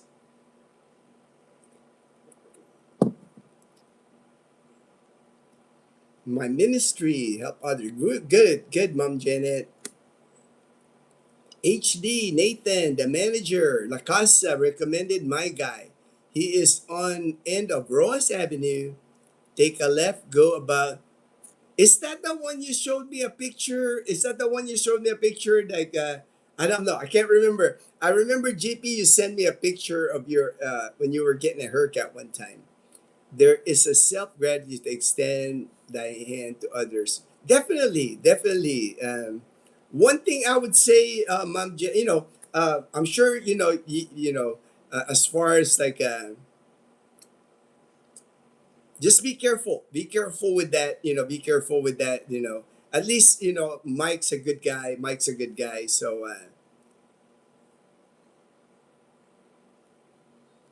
can retirees or locals fish offshore from personal craft, watercraft? Yeah, if you're just hobby fishing, like with the rod and reel, you can fish anywhere in the Philippines. No license required here. The only restriction here is if you're commercial fishing. If you're throwing out big nets there or long jigging lines, continuous line, like a commercial fishing, you need a license for that. But for like a rod and reel, man, you could, if it's not like a personal, like a fish farm owned by somebody, any river here along Aklan River, by the bridge, anything by the bridge, you see people fishing here. No, no, you can have like a boat, bangka, whatever, you can fish with a rod and reel. No restrictions. As long as you're not dynamite fishing, that happens. Unfortunately, I just saw an article. So a group got caught dynamite fishing. As long as you're not doing that kind of stuff, you're safe. You can fish here. No fishing license required.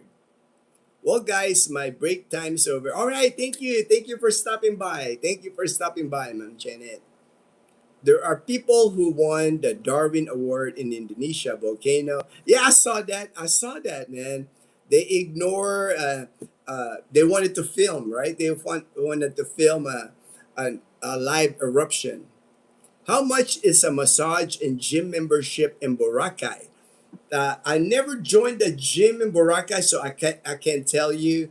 But knowing the prices here, probably around $20 for a gym membership in Boracay, and then massage, um, different prices. Normally around, I would say $9 to $10 for a massage, 1 hour full body massage in Boracay. That's a good price. You can get cheaper, you can get more, but that's about average price. Take care, Mom Janet from HD. Wow, thanks for explaining that. I didn't know that the fallout volcano. Oh yeah, man, volcanoes, man, they're just very destructive. Not just the initial eruption of the volcano, but the after effects, and then months later, they're still affecting because all that ash left the volcano.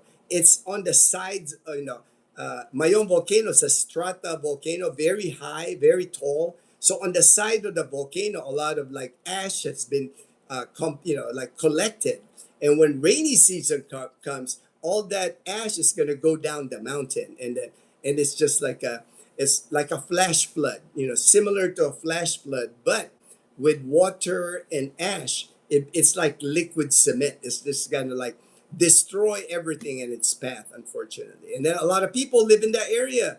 A lot of people live below the volcano there. Residential, a lot of subdivisions got built, in that area. Jason, we have this. All right, we got the same barber, Jason. And all right, all right. That's pretty funny. That's pretty funny, HD. Small world, right? Small world. Out of all the entire Calibo, we got the same barber. Jason's a good barber, man. He's the best barber there. It's like I've had cuts before in that barber shop, but I've figured out that Jason's the best barber. JP, God bless. Happy trails. Mount St. Helens had a viewing late before the big eruption. It was wiped out. Volcano, no, no, they're no joke. Man, very destructive. Volcanoes are just very destructive. I experienced it again with Mount Pinatubo in 1991, and it's interested me ever since then. I've read many things about volcano. I understand what volcanoes can do. Get your coffee with Ashfront, with Ashfront. Merle, my families and friends here still can't believe that I'm retiring early. Hey, you're not alone, brother. It's like Merle's, he's in his 50s, he's retiring. I was in my 40s when I did it, Merle. So I had the same thing. Same thing when I left Tucson, Arizona. My friends and family in the US, they were like, you know, they could not believe it that I was leaving for the Philippines. Because most people, it's the other way. Most Filipinos, they dream of going to the United States. But for me, I already did my time in the US. I've gotten a United States military pension. For me, I knew my military pension from the United States, that was going to be more than enough for me here in the Philippines. So it was, to me, it was an easy decision. There's a lot of unknowns. Uh, I'm happy for you, Merle, because now with YouTube, me, I at least guide you. I remember 15 years ago, man, when I landed in Boracay, I really didn't have a plan, man. It's like my only plan was make sure I live below my means. I wanted to make sure that whatever military pension I was earning, I was saving a portion of that every month. And quickly I found out, after my first 3 months, every single month I was saving money. So after 3 months, I was golden from there, because I can do this kind of lifestyle and save money. It's like it was a blessing. It was a blessing. They all said retire at 62. I told them life is short. Tomorrow, uh, I agree with you. I agree. You're not alone. You're not alone, Merle. More and more Americans that I know are here in the Philippines in their 50s. Many of them are not collecting Social Security yet. They've saved money. They've had investments. They're not waiting for 62 to retire. And for me, as long as financially you can afford to retire, why not? Why not, right? Why wait for 62? You're not going to be the same person that you are now compared to when you're 62. I'm 60, and I can tell you, I'm totally different from when I came here at 45. At 45 here, I thought I was indestructible. I thought I could do anything. I could, like, man, I could swim in the ocean. I could run on the beach. I could ride my mountain bike up the mountains here. I could do all those things at 45. Not at 60, man. Not at 60. I can't do it anymore. I mean, I still exercise. I still do my morning walks, sunset walks. I'll still swim anytime. When Leanna's birthday, I was doing laps on the swimming pool. I can still do that. But I'm not the same person that I was at 45 now that I'm turning 60 here in August. So, Merle, you're not going to be the same person at 62. Now you're in your 50s still. You're doing it at the right time. Yes. Like I said, as long as you can afford it financially, why not? Live your life. Enjoy your life, brother.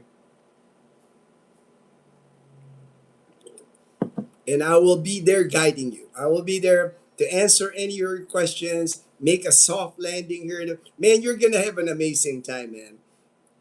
The person that Merle is renting an Airbnb for his first month in Boracay with my friend Rosalie. She runs an Airbnb in Diniwid Beach.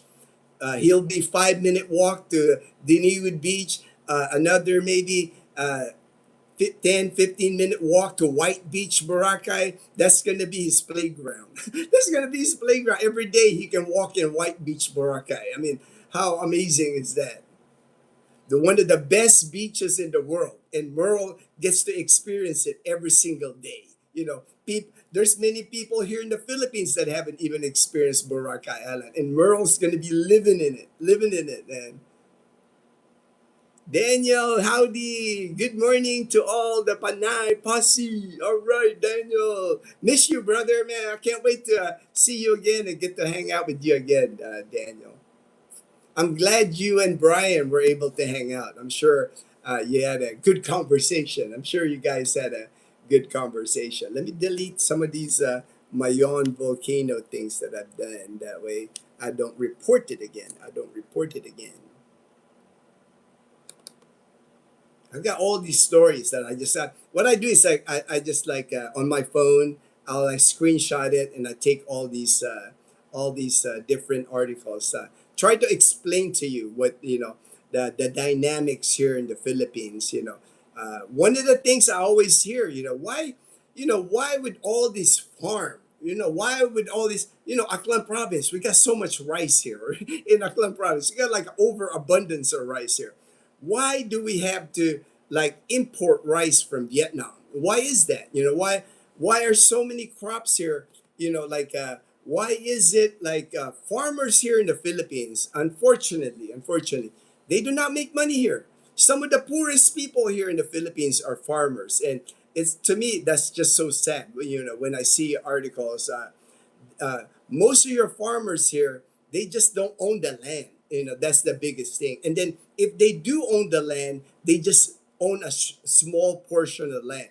A lot of times, there's big families here. A lot of times, they're political dynasty, political families. They just own massive amounts of land here, and it doesn't matter if it's rice crop, sugar crop, whatever crop, corn, they control it. They control it. So they dictate the price. A lot of times the farmer that I see here, like when I go out the neighborhood here, I ride Bumblebee, I can see like the farmers like out there in the middle of the day in the hot sun working in the farms. They don't make a lot of money, because when it's time for them to sell their rice, they'll sell it to a middleman, and then the middleman will sell it to like they'll they'll hoard it. A lot of these the big farmers here, or probably corporation even, they'll hoard it, and sometimes they just want they'll create like a crisis. They'll create like they'll say that, oh, there's a shortage where there isn't.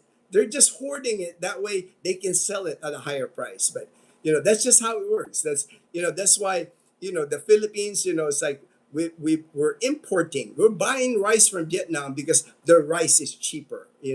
uh, there I read a thing about it is because Vietnam just got blessed because of the what river is that, Mekong, something where they've just been blessed with like water supply for the rice. Here in the Philippines, that's a problem here. Is a lot of rice fields here get dry. Not enough water. Amazingly, we're an island surrounded by water, but like we don't have the same amount of like fresh water that Vietnam has. I was going to ask Edgar if New Washington is worth going to the public market today. Ooh, ask him. Ask him. JP, one thing about the New Washington public market, they have a good selection of seafood. Sometimes better than Calibo, and sometimes better prices, because I know sometimes Calibo public market, they source their seafood from Rojas City. You know, Rojas City being the seafood capital of the Philippines, but sometimes a little more pricey. You will get cheaper seafood if you're interested in getting seafood in New Washington, Glen. Cheaper prices in the public market at New Washington. But ask Edgar for the time though. I asked Edgar what's a good time to get in there because usually the public markets here, JP, you want to get there before sunrise. If it's like 7 already, it's too late. Usually you want to get there around 6 a.m. when you want to go to the public market because the fresh delivery usually happens like even before sunrise. So the freshest seafood usually is in the market by 6 a.m. Anything later on, the freshness, I'd be worried about the freshness. HD, hey, Sergeant USA Daniel, Brian, 100% agree, Merle. I'm 55 and it was time to check out and start my new life. I'm happy for you guys, Merle, Brian. I'm happy for you guys because I think America, they sold most of us in that idea. One time, remember, Social Security didn't start at 65. Now, at least early, you can get a 62. But I think they sold us, Americans on that notion that you have to be 65 to retire or at that age. At least now people are realizing you don't have to wait till you're 62 early or for me 67. Imagine 67, how many more years do I have if I collected it? So if I did waited till 67 to retire, how many more years do I get to enjoy, and live a stress-free life, uh, I don't care what people tell me, man. I don't care what people say about retirement, man. Retirement is a blessing. The sooner you can retire, the better. The sooner you can stop working, it's a blessing. You can't convince me otherwise. It's like the amount of stress that we put on our body, on our mind when we're working. It's like once you retire, you realize that, man, why was I torturing myself with all that work and just for money? If you can afford to retire, I always tell people, if you have the financial means to retire early, retire early. You will never regret it.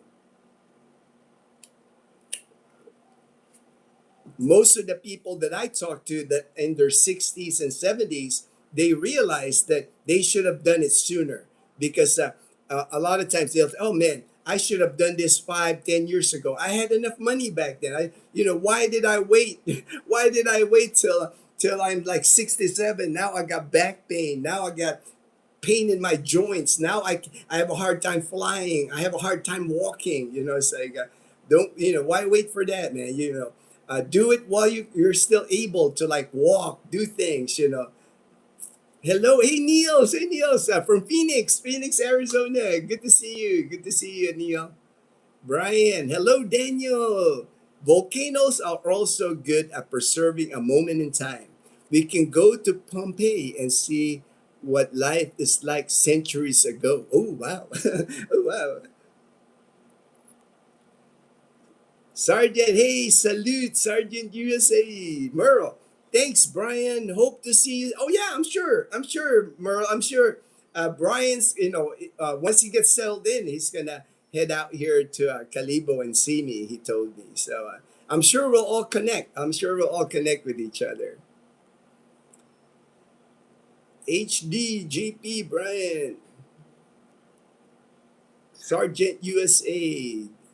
I was just texting with I don't know if you guys remember Stevie. Remember Stevie? He's from Washington State.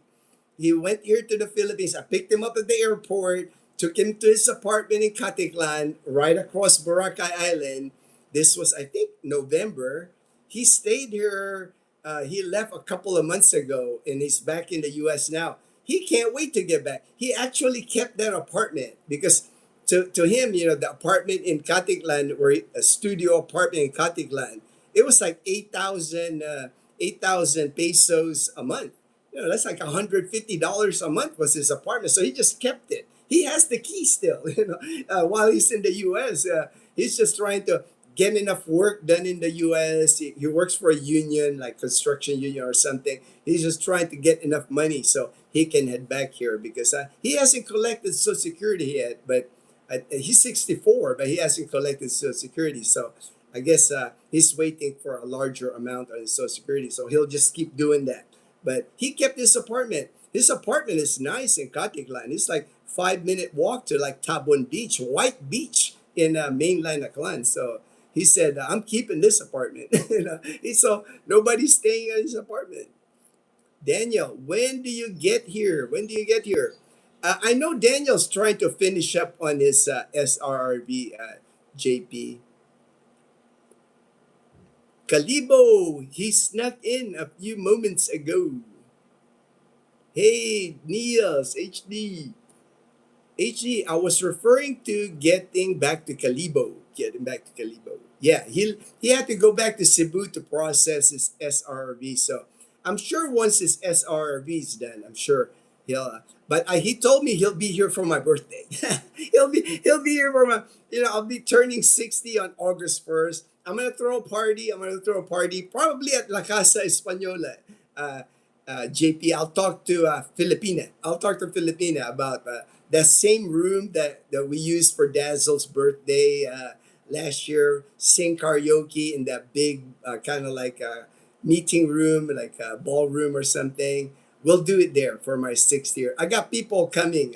My best friend in Hawaii, he's coming to Calibo for my 60th birthday. I'll invite everybody. I'll invite Colonel. I'll invite Mike and Kat from That Philippines Live, James and Karen, you name it. I'll invite everybody, whoever comes on my sing. To me, it's a big deal for me. Here in the Philippines, there's a certain birthdays here that are big for Filipinos. The first birthday is big, 1 year old. People throw big parties for a 1 year old here.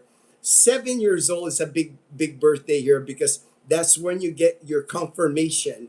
It's called confirmation for Catholics. So 7 is big. And then 18 when you debut at 18, you're like an adult at 18. And then 60. Those are kind of like the milestone birthdays here in the Philippines. So for me, it's going to be a special milestone at 60 because there was a time when I got diagnosed with cancer. I didn't think I would make it to 60. So for me, it's a blessing. It's a blessing to make it to 60, and I wanted to share that experience with my friends. So throw a party. Throw a party. August 1st, I'm gonna throw a party at more likely La Casa Española. So we can sing karaoke. We'll have food. We'll have cake. Celebrate with my friends. Yeah, he is in Cebu, and I had lunch. Yeah. Brian, and Daniel met up in Cebu for lunch. I packed my stuff and ready to go. It's truly a blessing to meet you, Kuya Gino. If not, I would have been still working. I get that feeling. I get that feeling, Merle. And you're not the only one. You're not the only one. I don't know. Maybe I'm the retirement whisperer. Maybe you can call me the retirement whisperer. But people, have moved here because I had convinced them that, when I tell them, why are you still working? What are you working for? Are you working because you're just paying bills? Because once you have enough money to retire and then you're still working, you're just paying bills. You're just paying bills. Why wait? Why wait? It's like Merle was saying. Tomorrow's not guaranteed. One phone call can change your life. One visit to the doctor, one diagnosis. For me, I learned that diagnosis at age 56. I was diagnosed with head and neck cancer, stage 3. From nowhere. I was like the healthiest person that I know, man. I was, to all of a sudden, never spent a day in the hospital. All of a sudden, stage 3 cancer. So it can turn on you, man. It can happen, one call from your doctor, one appointment can change your life. So if you can retire, man. It seems it will be about 3 months. All right, all right. No worries, man. Panay Island's waiting for you, Daniel. It's like I would be interested in seeing how much extra it costs to have to wait in Cebu or overcoming to the province. There are a few places in Cebu I want to see. I want to see. Man, you can travel the Philippines, JP. There's unlimited places where you can go. You know, it's like that's why I tell people when they come here, don't start accumulating stuff. Don't start buying stuff that will start making you feel like, man, what's gonna happen to my couch? What's gonna happen to my refrigerator? That's why I always tell people just rent a fully furnished place. That way you're not accumulating things. That way, maybe after 6 months, you're like, you've seen enough of the area. Man, I want to check out Cebu. I want to check out Dumaguete City. You got that option. You're not limiting your option here. That was my plan initially. That was my plan initially. It was like when I land in Boracay, I was gonna do Boracay at the most maybe 1 year, and then I was gonna go to Baguio City next. Try Baguio City. But you know, Boracay just has a way of you fall in love with it. I fell in love with Boracay, and then once I start going to the mainland Aklan and saw what mainland Aklan was all about. Once I saw Iloilo City, once I saw Roa City, I said, man, I don't need to go anywhere. I will have to ride Blue Arrow there and do my morning walk on the New Washington seawall. Poor, poor you, man. Poor you, man. Imagine what JP's talking about from his apartment to the seawall in New Washington, Aklan. It's probably a 20 to 25 minute on Blue Arrow, while the view he's gonna be seeing the ocean. He's gonna be riding the ocean by New Washington and then the market area there. And poor you, JB. Hit the like button, Derek. Thank you so much, Derek. Kalibo, you gotta do the morning walk during sunrise or within the first hour of sunrise. Sun here, yeah, right. HC, I keep telling. That's why people are like, they're always, dang, Gino, you're up so early. Why are you up so early walking? Because man, once it hits like 7:30, like right now, it's 8:21.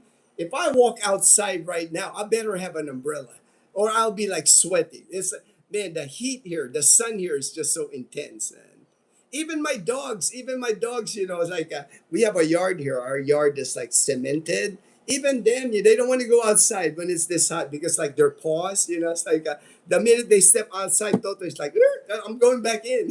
I'm going back in. Even the concrete, the cement gets hot here. I think I have sunburn on my right. There's no joke, man. That's why me, man, I always have sunscreen. And when I do, man, because I like wearing flip flops. So I'm always putting sunscreen on my foot. There's no joke, no joke. I know what HD is talking about because sometimes, I'm putting sunscreen. I have a hat, I have an umbrella, I go outside.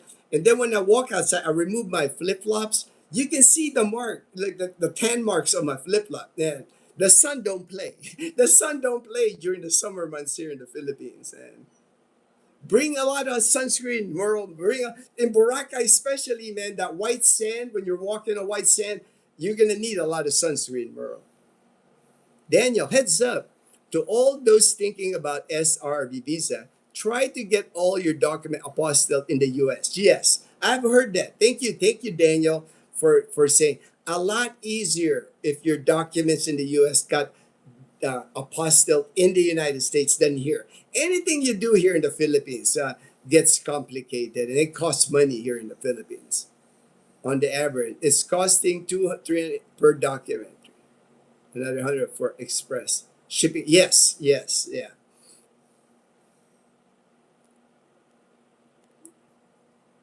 Daniel, yikes. Yep, for sure. Good tip, Daniel. Unfortunately, you have to experience it to give us a tip, but I've heard that. I've heard that from people processing the SRB. They recommend you notarize, apostille your documents in the U.S. instead of doing it here. Gets expensive doing it here in the Philippines.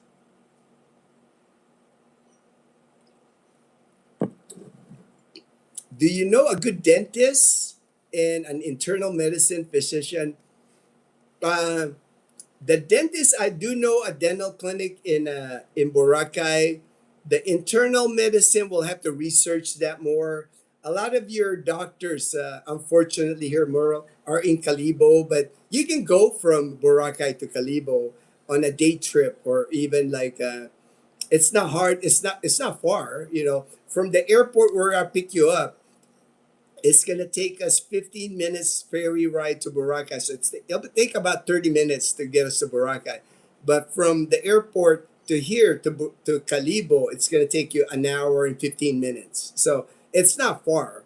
Um, they are building. There is a hospital in Boracay, but it's not a lot of specialists. Like if you're looking for a internal medicine, most of your internal medicine are here in Calibo. So you can make a day trip, or maybe spend a night here in Calibo, get your medical done. The dentist, I don't have experience about the dentist but I do know they have a good dental clinic in Boracay Island. I used to our dental is at Asia Pacific Medical Center. On the third floor is our dentist. Actually, I just took Leanna and Dazzle there yesterday. Dazzle had a cleaning. I think she had one. They call it pasta, but I don't know, like a filling, and then Leanna also had a cleaning yesterday. Friday, I filed, paid the deposit fees. Monday, paid for police clearance. Apostle 300 shipping and handling. Yeah, yeah. I know it can get expensive with the SRRB visa and the processing. That's why a lot of people, I would say majority of people that come here to the Philippines, they just do the tourist visa. A lot easier, but I guess, I understand why you're doing the SRRB, Daniel, because long term it will save you money. But sometimes people just don't, they don't want the hassle. Like I got friends here that's been here 5 6 years on a tourist visa, and they just keep renewing. It's basically pay as you go on a tourist visa here. The average expense for a tourist visa is about $500 to $600 a year. So they just put it under budget. I just do. you know you'll never know when you'll leave this world. So true, so true, actually. I don't know why, but when I thought I was going a couple of years ago at the VA, right after the stress test, for some reason, I was calm about it. I was saying, well, I guess this is it. Yeah, for me, that's how I felt, HD. When I got diagnosed with cancer 3 years ago, when I got diagnosed, it was like, I just had a feeling like, of course it made me sad because I was thinking, I would be leaving Dazzle behind. That's what that made me sad. I don't know how much that would affect Dazzle, but for me, I was like at peace with it because, like, well, I've had a good run. I was like, I've been in the Philippines 11 years. It's been a good run here in the Philippines. So I was like, hey, let's go with the treatments, whatever treatments I had to go through in Iloilo City. But even during the treatments, I was really just like, well, hopefully I'll get better. And, thankfully I got better. It's like 3 years now, 3 years cancer free. So hopefully many more years to come. That's why I want to celebrate my 60th birthday. I want to share that with my friends. Tuesday, have appointment at U.S. Embassy to get my DD. Ooh, the DD 214. That's our document for retirement in the military, or separation or retirement. LES Apostle. Hopefully, good luck, Daniel. Hopefully everything works out with the SRV that way. Then you can stay forever. You can stay forever here, and not have so many fees to pay.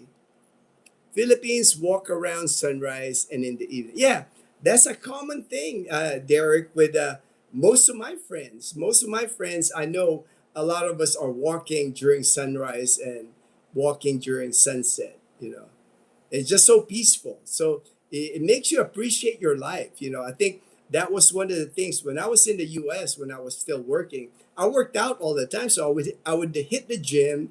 I would run early in the morning before I go to work, but it was a task. It was always kind of like you had to do it to stay fit, to stay, to help with your fitness. But it was never about in the U.S. when I was working. It was never about just enjoying the walk, listening to the birds, looking at the sun, looking at the sunset. I never had time for that. I could count the number of times I did that in the U.S., man, because you were so, our mind in the U.S., you had your work, you had your errands to run, you had your grocery shopping, you had your laundry, you had to wash your car, you had so many to-do lists in your head. Sometimes you're waking up in the middle of the night, like, "Who did I forget to, like, where did you wake up at 2 in the morning and you're like going like, what the heck, man? Did I do this task already?"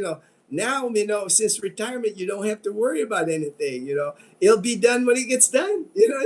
That's the beauty of retirement, and it's like there's no rush to do anything. It's like if it takes me, days or weeks to accomplish a task, that's how long it takes it to accomplish a task.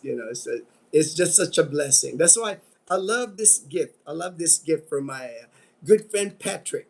Patrick, man, I'm still amazed. Patrick, man, is like in his 80s. He's 80 years old. Made it here to Calibo, man. It's like amazing. He gave me this present. Says simply blessed, and I treasure this gift from Patrick. It's like means a lot to me coming from Patrick. I got it here by my Blue Yeti, so I can.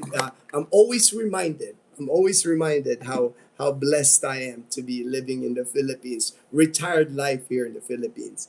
Let me make sure I didn't.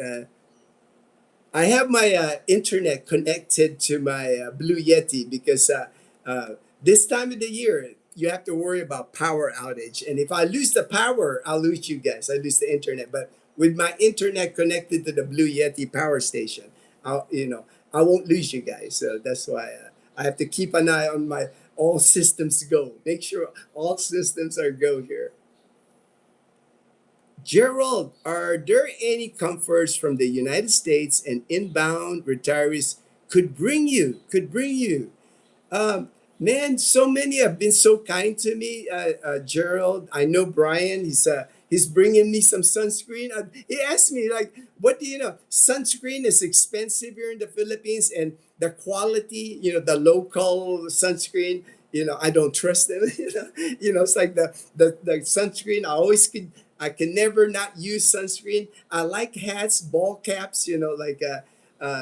Like sport. I'm a Dodger fan. Military shirts, Air Force shirts, for sure. I love Air Force shirts. I'll wear Navy, Army if you send it to me, but anything I'm given, man, I appreciate it. Like Daniel's given me, Daniel sent me a whole balikbayan box of stuff, man. I was just so amazed, I'm blessed, man. I'm blessed that I met so many good people on YouTube. People ask me all the time, I thought you retired, Gino. My best friend in Hawaii always gives me a hard time. He goes, dude, I thought you retired. You're so busy with YouTube. But I don't look at YouTube as a job, man. I look at YouTube as fun. Dazzle will tell you, man. I have fun with YouTube because of the people that I meet. It's like the people I meet are amazing. Like Brian, he's in Iloilo City right now. I've never met him in person. And for sure, when we meet each other, it's gonna be, hey, bro, finally we met. Merle, when I pick him up at the airport on Monday, coming from San Diego. I'll be like, we'll be hugging each other. Hey, bro, you made it, you made it. To me, it's like it's amazing. It's a good life for me, and I seeing people happy. It makes me happy. It's like I join in that joy. That nothing makes me more happier than like the time I picked up JP at the airport in Boracay, and just the smile on JP at the airport. He couldn't believe it that he made it here. And then every time I see JP now in Calibo, every time we hang out, he can't get rid of his smile. He's just so happy being here. And to me, that's just a blessing that I'm part of that. I know there's many people that moved here because of me, and I don't take that lightly. I know that's why I'm careful of what I say on YouTube. I'm careful about the information I share to you guys. I discuss the good, the bad, the ugly here. It's not all roses here in the Philippines. A lot of things that you have to adapt here. A lot of things that you gotta like get used to. You know, if you're one of those people that you like things a certain way, you know, if you can't like adjust to how things are done here, you're gonna have a hard time here. Takes a lot of patience. Takes a lot of patience to do anything here in the Philippines, man. You know, even waiting for ATM machine or lining up at the grocery store or getting your driver's license. You know, everything here takes a long time. Opening a bank account here can take you a whole day to open a bank account here. You know, you got to bring a lot of patience here. But if somehow you're a person that can adapt to all that, man, it's a beautiful life here. You know, just because I just think with the pension that people are getting with Social Security, if your average Social Security is $1,700, and you can't retire on that in the U.S. You're gonna have to, unless you own your house in the U.S. outright, no bills on the house, no mortgage, or maybe van life, you know, you or RV. You can live in an RV, but that has expenses, gasoline, rental to park your stuff. You know, at $1,700 on the average Social Security, you have a better life coming to you here in the Philippines. The main issue, you got to be in good health. You have to be in good health because there's no Medicare here. That's a concern for many people that there's no Medicare here. But a lot of people, the way they get around that is when they turn 65, when it's time to sign up for Medicare, they do not sign up for Medicare. They keep the money instead, the $200 to $225. They keep that money instead and build their medical emergency money here. Build that money. I mean, 1 year of Medicare payments is over $2,000. You know, and that's like 120,000 pesos here in the field. That's a lot of money here. You know, you can get admitted here to the hospital, have surgery even, and not even spend $2,000. How's your Mother's Day, brother? How's their great day, Mother's Day. I posted pictures. We ate at the Cafe Senja. Love that restaurant. It's becoming one of our favorite restaurants in Calibo now. They didn't have my tacos, unfortunately. That's one thing. That's another thing. Like when you go to restaurants here, man, like Cafe Senja, they had the best tacos in Calibo. I'm excited, right? I'm excited. Ooh, I'm gonna eat my tacos. You get there, not available. Not available. Very common here. That oh, it's not available, sir. Not available today. You go to Jollibee here. Even Jollibee, you go to Jollibee. You go. No chicken today, sir. No chicken available today. Or you go to McDonald's. No burgers today, or no French fries.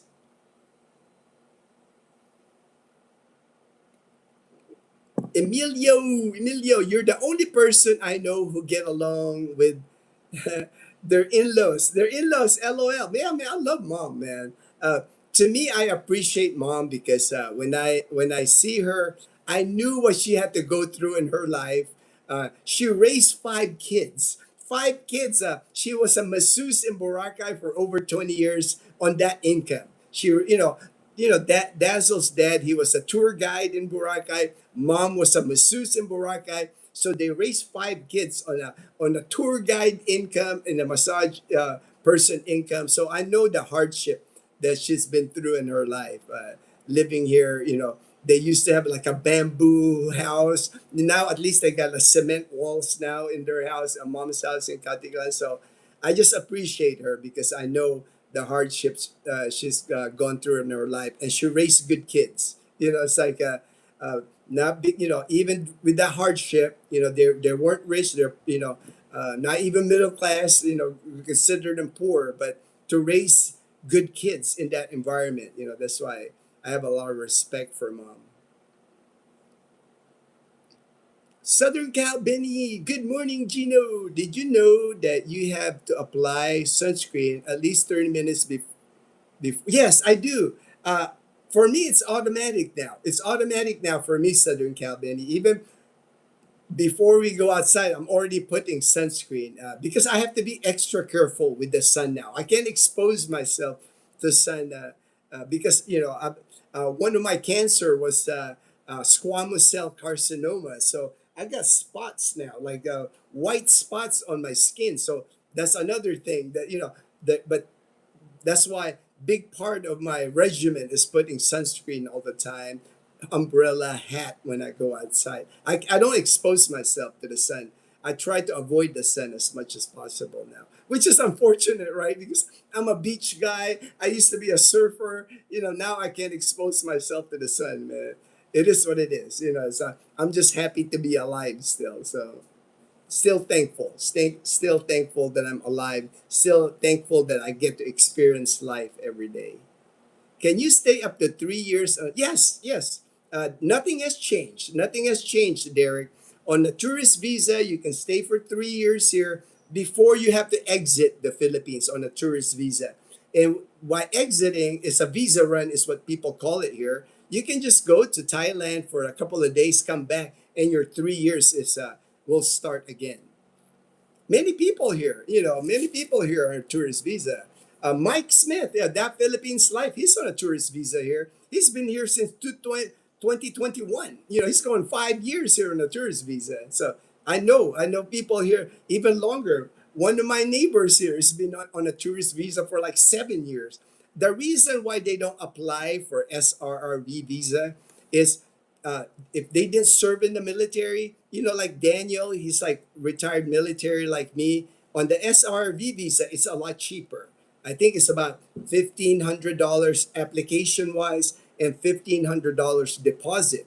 Well, for some people here, man, they have to deposit $20,000 to apply for SRV. Hey, and that money just sits. You can't use that money when you deposit that.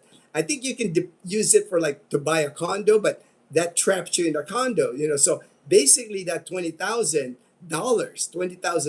on the SRV, that's a lot of money. So that's why people say, hey, I'll just spend $500, $600 a year on the tourist visa. A lot easier. Then you don't have to go through the processing. Apostille documents, go to the embassy. It's a lot of steps to get the SRV. On the tourist visa, you just go pay your money. Tourist visa here, it really is, it pay as you go on the tourist visa. Some people make a big deal about it, but really it's just like go to the Bureau of Immigration, pay your money, and you're done. You extend again, extend again. And if you go here to Calibo, there's never a lot of people here in Calibo, so you don't even have to line up. Hello, hello, DJ Puck. From Wyoming, like Belus, like my brother Belus and Leyte, he's a Wyoming cowboy. Merle, does Amazon deliver in Boracay? Probably does. Amazon delivers anywhere. If and Boracay takes any delivery. I mean, like Lazada, Shopee. I'm sure Amazon. Here in the Philippines, I'll explain it to you when you get here, Merle. It's pretty interesting how they deliver stuff here because a lot of times, sometimes there's no address on homes here, especially in the province. But it'll get to you. The package will get to you because a lot of times the delivery people, the Ninja Van, DHL, LBC, they'll text you on your phone and say, "Hey, sir, I have a delivery for you. Where can we meet?" If they can't find where your house is or your location, you can meet them at the mall. You can meet them at Jollibee. I'll meet you at Jollibee for 1 p.m. to get my package. All right. It's funny how they do things here, but you can get delivery from Amazon. You can get a balikbayan box in Boracay, man. If your family in the U.S. in San Diego want to send you a balikbayan box, they can send you a balikbayan box to Boracay. You can use the address. You can use Rosalie's address. The Airbnb, Rosalie can hook you up. I had my biannual teeth cleaning earlier this year. They don't have all the tools. You're going to the wrong dentist, HD.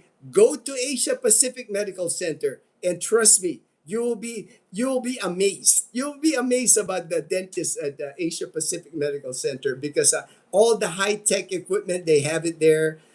The panoramic X-ray they have it there. The X-ray, while not the big X-ray anymore, they got like digital now. the each teeth they can X-ray you right on the chair.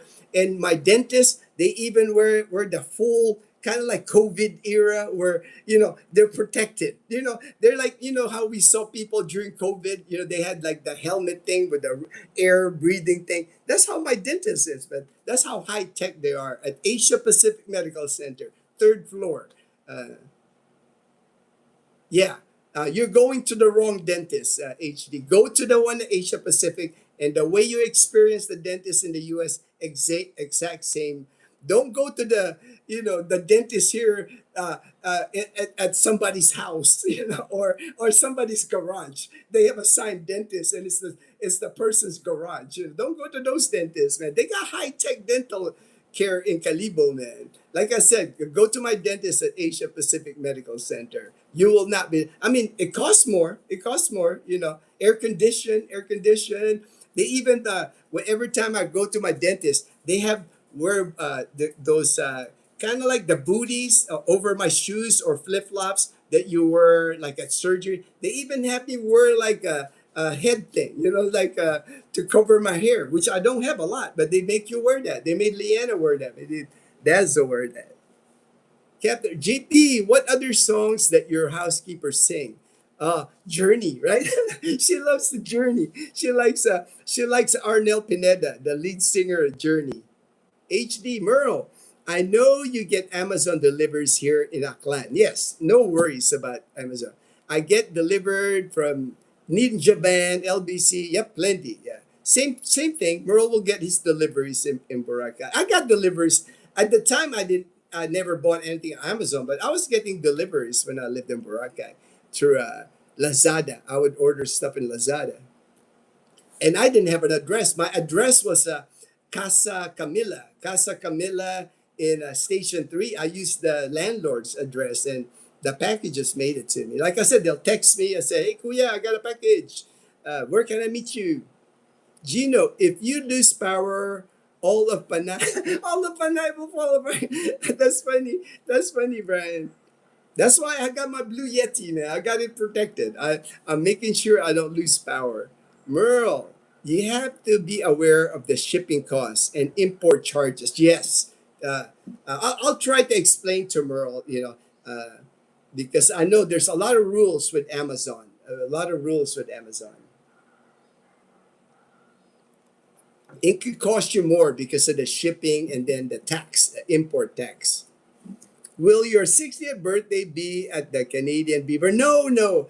It's going to be here in Calibo. Canadian Beaver is still about 2 hours away from our house. And, most of my friends are here in Calibo. So a lot easier if I do it at La Casa Española. They have on the fourth floor, they have like a kind of like a meeting area, good space, easily fit 40, 50 people in there. Hey, JP lives there. Mel lives there. Some of the expat friends of mine live in the building already, so a lot easier for me to celebrate it at La Casa Española. HD shipping handle import fees with Amazon is no joke. LOL. I know, right? I know. Uh, Merle will learn anyway. Like most of your things that are in Amazon, a lot of those things are in Lazada. But I do know certain things are not available in Lazada. But looking forward to meeting up with you and the girls. All right, Brian. We're looking forward to also, Brian. It's gonna be fun. It's gonna be fun.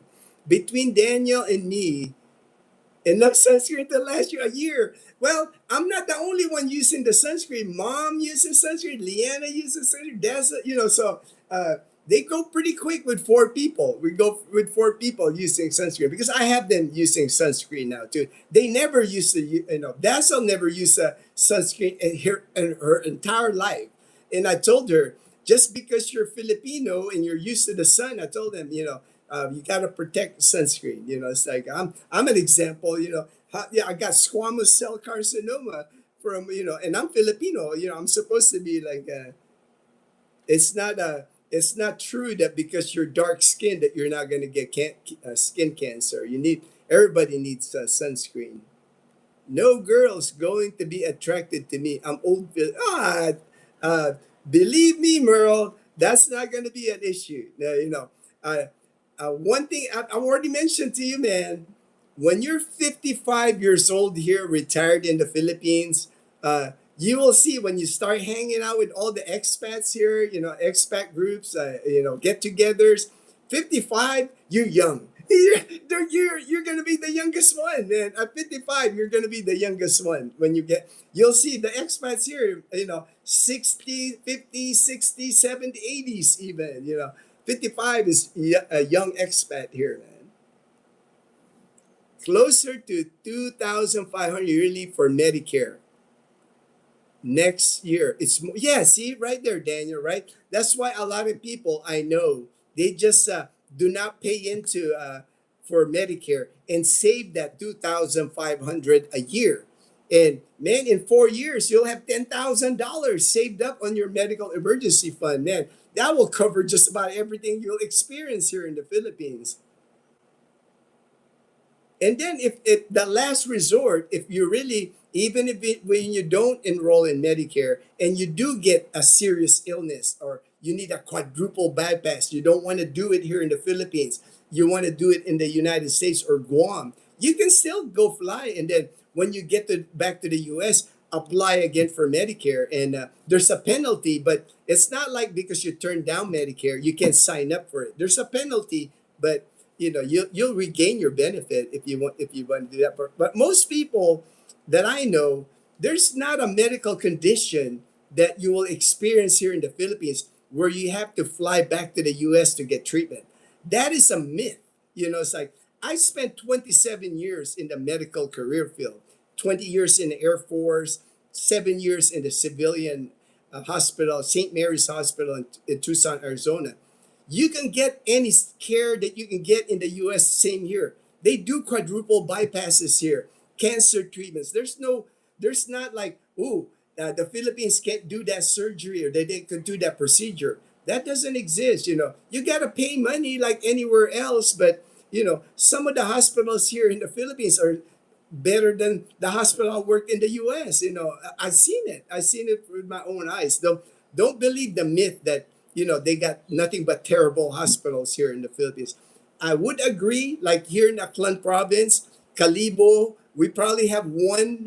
Asia Pacific is the only one I would consider up to par with American Standard. All the other hospitals in the different municipalities like Ibahay, Makato, Malay, they're not. They're even Boracay. The Boracay doesn't have a hospital. In my eyes, it might say hospital, but it's not like American Standard. But Asia Pacific Medical Center is a American Standard in that hospital.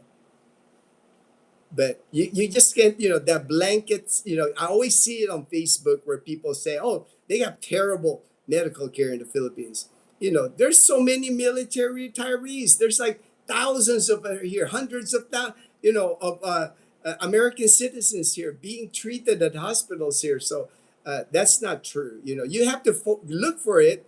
St. Luke's Hospital in Manila, BGC's got Asian, you have to look for the good hospital. Like for me, Medical City, Iloilo, that's my go-to hospital, Iloilo City. Not all hospitals are going to be good, but you got to look for it. You got to do your research. But I will never have to fly back to the U.S. just for medical care. I didn't go back to the U.S. when I had to go through 12 chemo, 32 radiation. I don't feel like what would be the difference for me getting chemo treatment and radiation treatment in the U.S. and the Philippines? It's not because if I go to the US, I'll be cured. There's no guaranteed cure for cancer. You're like basically you're hoping that they can take care of your cancer, but it doesn't matter where you fly. If you got cancer, if you're gonna die, you're gonna die. It's like there's just things that beyond our control. But as far as the medical care, don't believe that when they tell you that it's this horrible medical care. They're just going to the wrong hospitals here. I was looking for 120 rated stuff. No other choice. I looked, visited every hardware store, including Lazada. Yeah, that might be hard, 120, because everything here seems to be 220, right? HD. Me, I don't have anything 110, 110, 120 anymore. All the stuff that I own is 220, including the Blue Yeti. I bought it here. I bought this Blue Yeti power station in Lazada. Fortunately for me, I have to take Medicare Part A and B to get treated care. Yeah, same thing with me. Same thing with me, Derek. When I turn 65, I have to sign up for Medicare even though I can't use it because my TRICARE insurance, uh, I'm required to have Medicare with my TRICARE insurance. So when I turn 65, I have to sign up for Medicare that I can't use. That tell me that makes any sense. I got to pay over $200 a month to Medicare that I can't use in the Philippines. But hey, I'm blessed that I have TRICARE. So I'm not complaining. I'm not complaining. I'm thankful that I have medical insurance in the Philippines. Said hi. Merle, we can swim at night, Kuya Gino, and eat all we can at the Carinderia. Oh, yeah. Diniwid Beach, front beach, white beach, Diniwid Beach. People are swim. Actually, Merle, there's more people that swim in Boracay at nighttime, early in the morning, nighttime, than the daytime. It's kind of funny because most Filipinos, they don't like to get dark. They don't like to be in the sun. So a lot of Filipinos go night swimming, very common in Boracay, at the beach, at the swimming pools. There's more people swimming during the nighttime sometimes than the daytime in Boracay. Hello, my friend Gino. How are you doing? How are your family doing? Thank you so much. Thank you for the prayers, my brother. I appreciate that. I appreciate that, same wolf. If anyone needs a PHPC or Razer charger USB, look into Anchor's the brand, right? Daniel, Anchor charger. Yeah, I've seen that brand. I've seen that brand of a charger. Fortune, hey Fortune, my brother in Bacoor, Cavite. Oh, no worries, man. Man, you gotta work, man. You know, work's more important. This is just fun, man. This is just fun. You know, this is just fun. I understand. You know, people gotta work, brother. Most electronics 100 to 4 volt. Good AM, JPHD. Good AM, Daniel, Niels, Derek, Captain Ron, Brian, hello Fortune, Obi, all right, Obi, Olson, Aliyah, and my good buddy Isaiah from Columbia, South Carolina. Good morning, brother. Good morning, Panar Pasi and the gang. Wow, wow, 70. See, I mean, OB Adventures here. I could still remember when he said, we're a year out. One more year, Kuya. We'll be there in one more year. 76 days. Oh, and I know Aliyah. Congratulations, Aliyah. Aliyah got her 13A visa in the Philippines.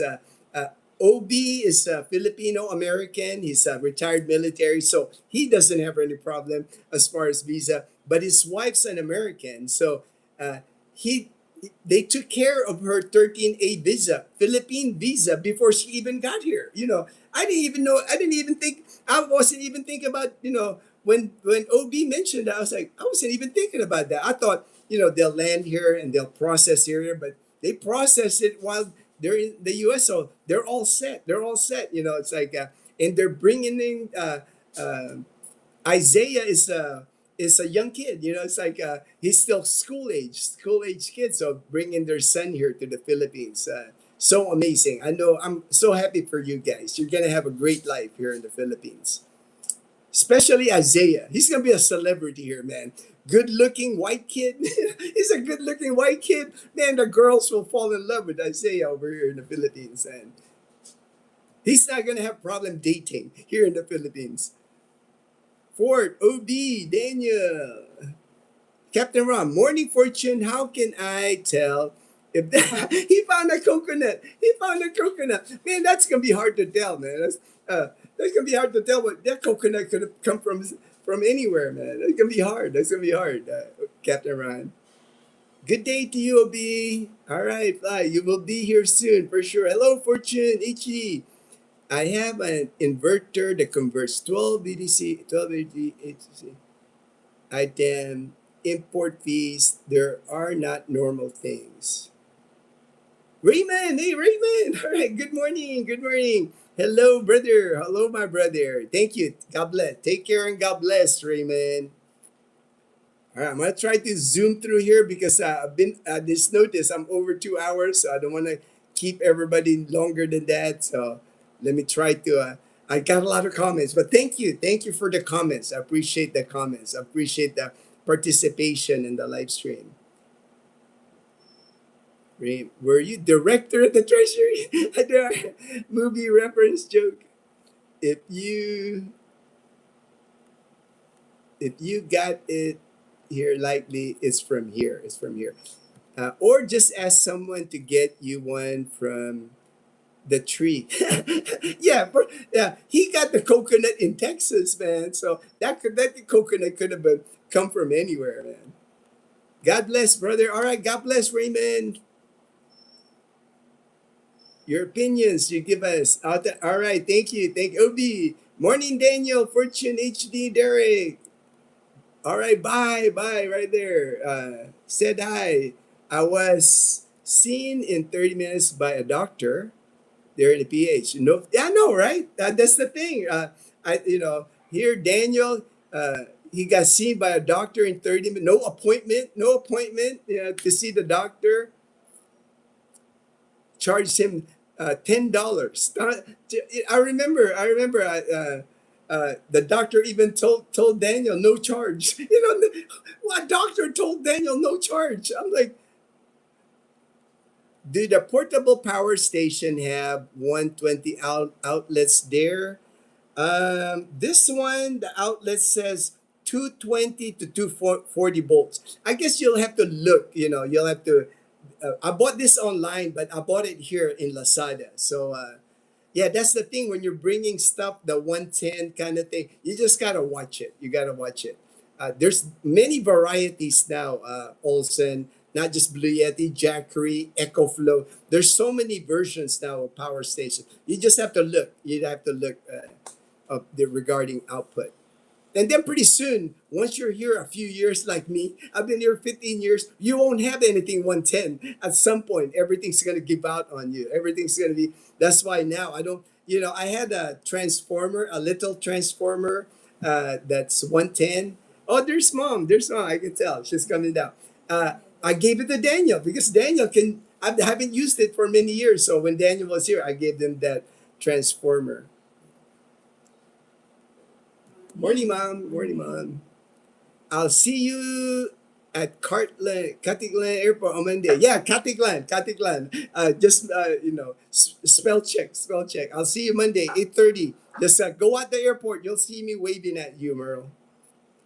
You are welcome, my friend Gino. Same wolf. Thank you, same wolf. Good AM OB. Katiglan Airport. Katiglan Derek. Well, will it hurt an iPhone from USA to plug into a 220? I think you'll be okay, Derek, because of the charger. On your charger, look it because it'll say there how far. Usually, it'll say 100 to 240 or whatever. Look on your depends on your charger. Depends on your charger from the US.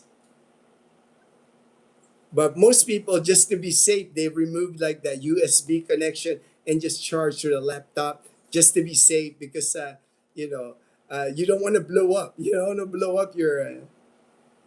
And then here in the Philippines, you might be able to buy an iPhone charger. You gotta be careful. There's a lot of fake ones. A lot of fake ones here.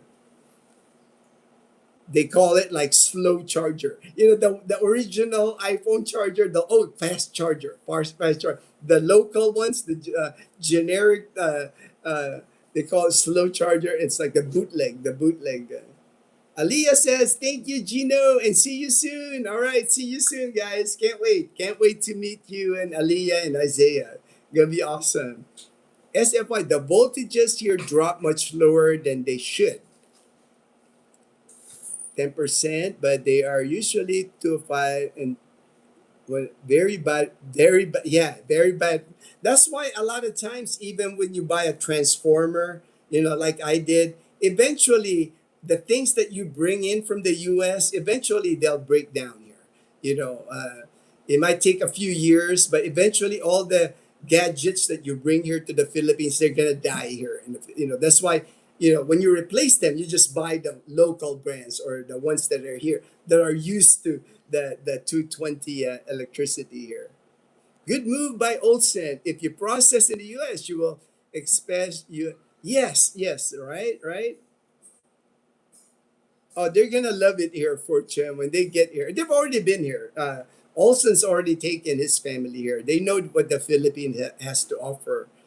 Olson's got relatives here in Luzon, so they're gonna have an amazing life here. He's retired Air Force, or also like me. No interview. Took 2 weeks to process third A visa after we mailed the documents. Very impressed. DC office. Have a great day. Have a great day, Olsen. Take care, Olsen. You have to get some way to convert them to 120 voltage regular transfer. Yeah, yeah, yeah. It's a hassle. That's why a lot of times, a lot of people just don't bring a lot of electronics from the U.S. They just buy it when they get here. But I do know some things cost less electronic wise. A lot of things cost less in the U.S. But eventually, all the things that you have HD that's like you brought from the US 110, eventually in a few years here, they're all going to stop working. It's just the way it is. It happened to me. All the stuff that I had 110 eventually gave out. Thank you, Sir Fortune HD, for the info. Have a great day, brother. All right, have a great day. See you soon. See you soon, Brian. My friend Gino, see you later. All right, God bless. God bless. OB, check your electronics ratings. Merle, I'm dual citizen. Can I do 5 to 6 to supplement my so, no, I don't recommend doing 5 6. Even if it's a joke, don't get involved with that here. That can get you in a lot of trouble here. Good morning, night. Good morning, night. Oh man, I'm behind. I'm behind on the comments. You're just like, good morning, night. It's like that's what I gotta go fast here.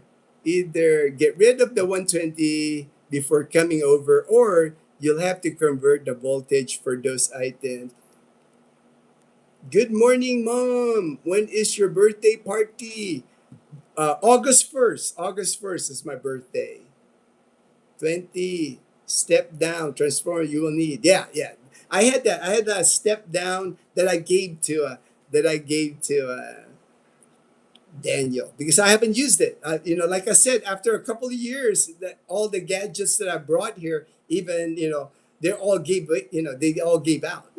They don't last forever. Electronics, eventually will die here. Yeah, I know. I know it's a long live stream. I apologize. I went like 30 minutes extra. Finally, I'm at the bottom here.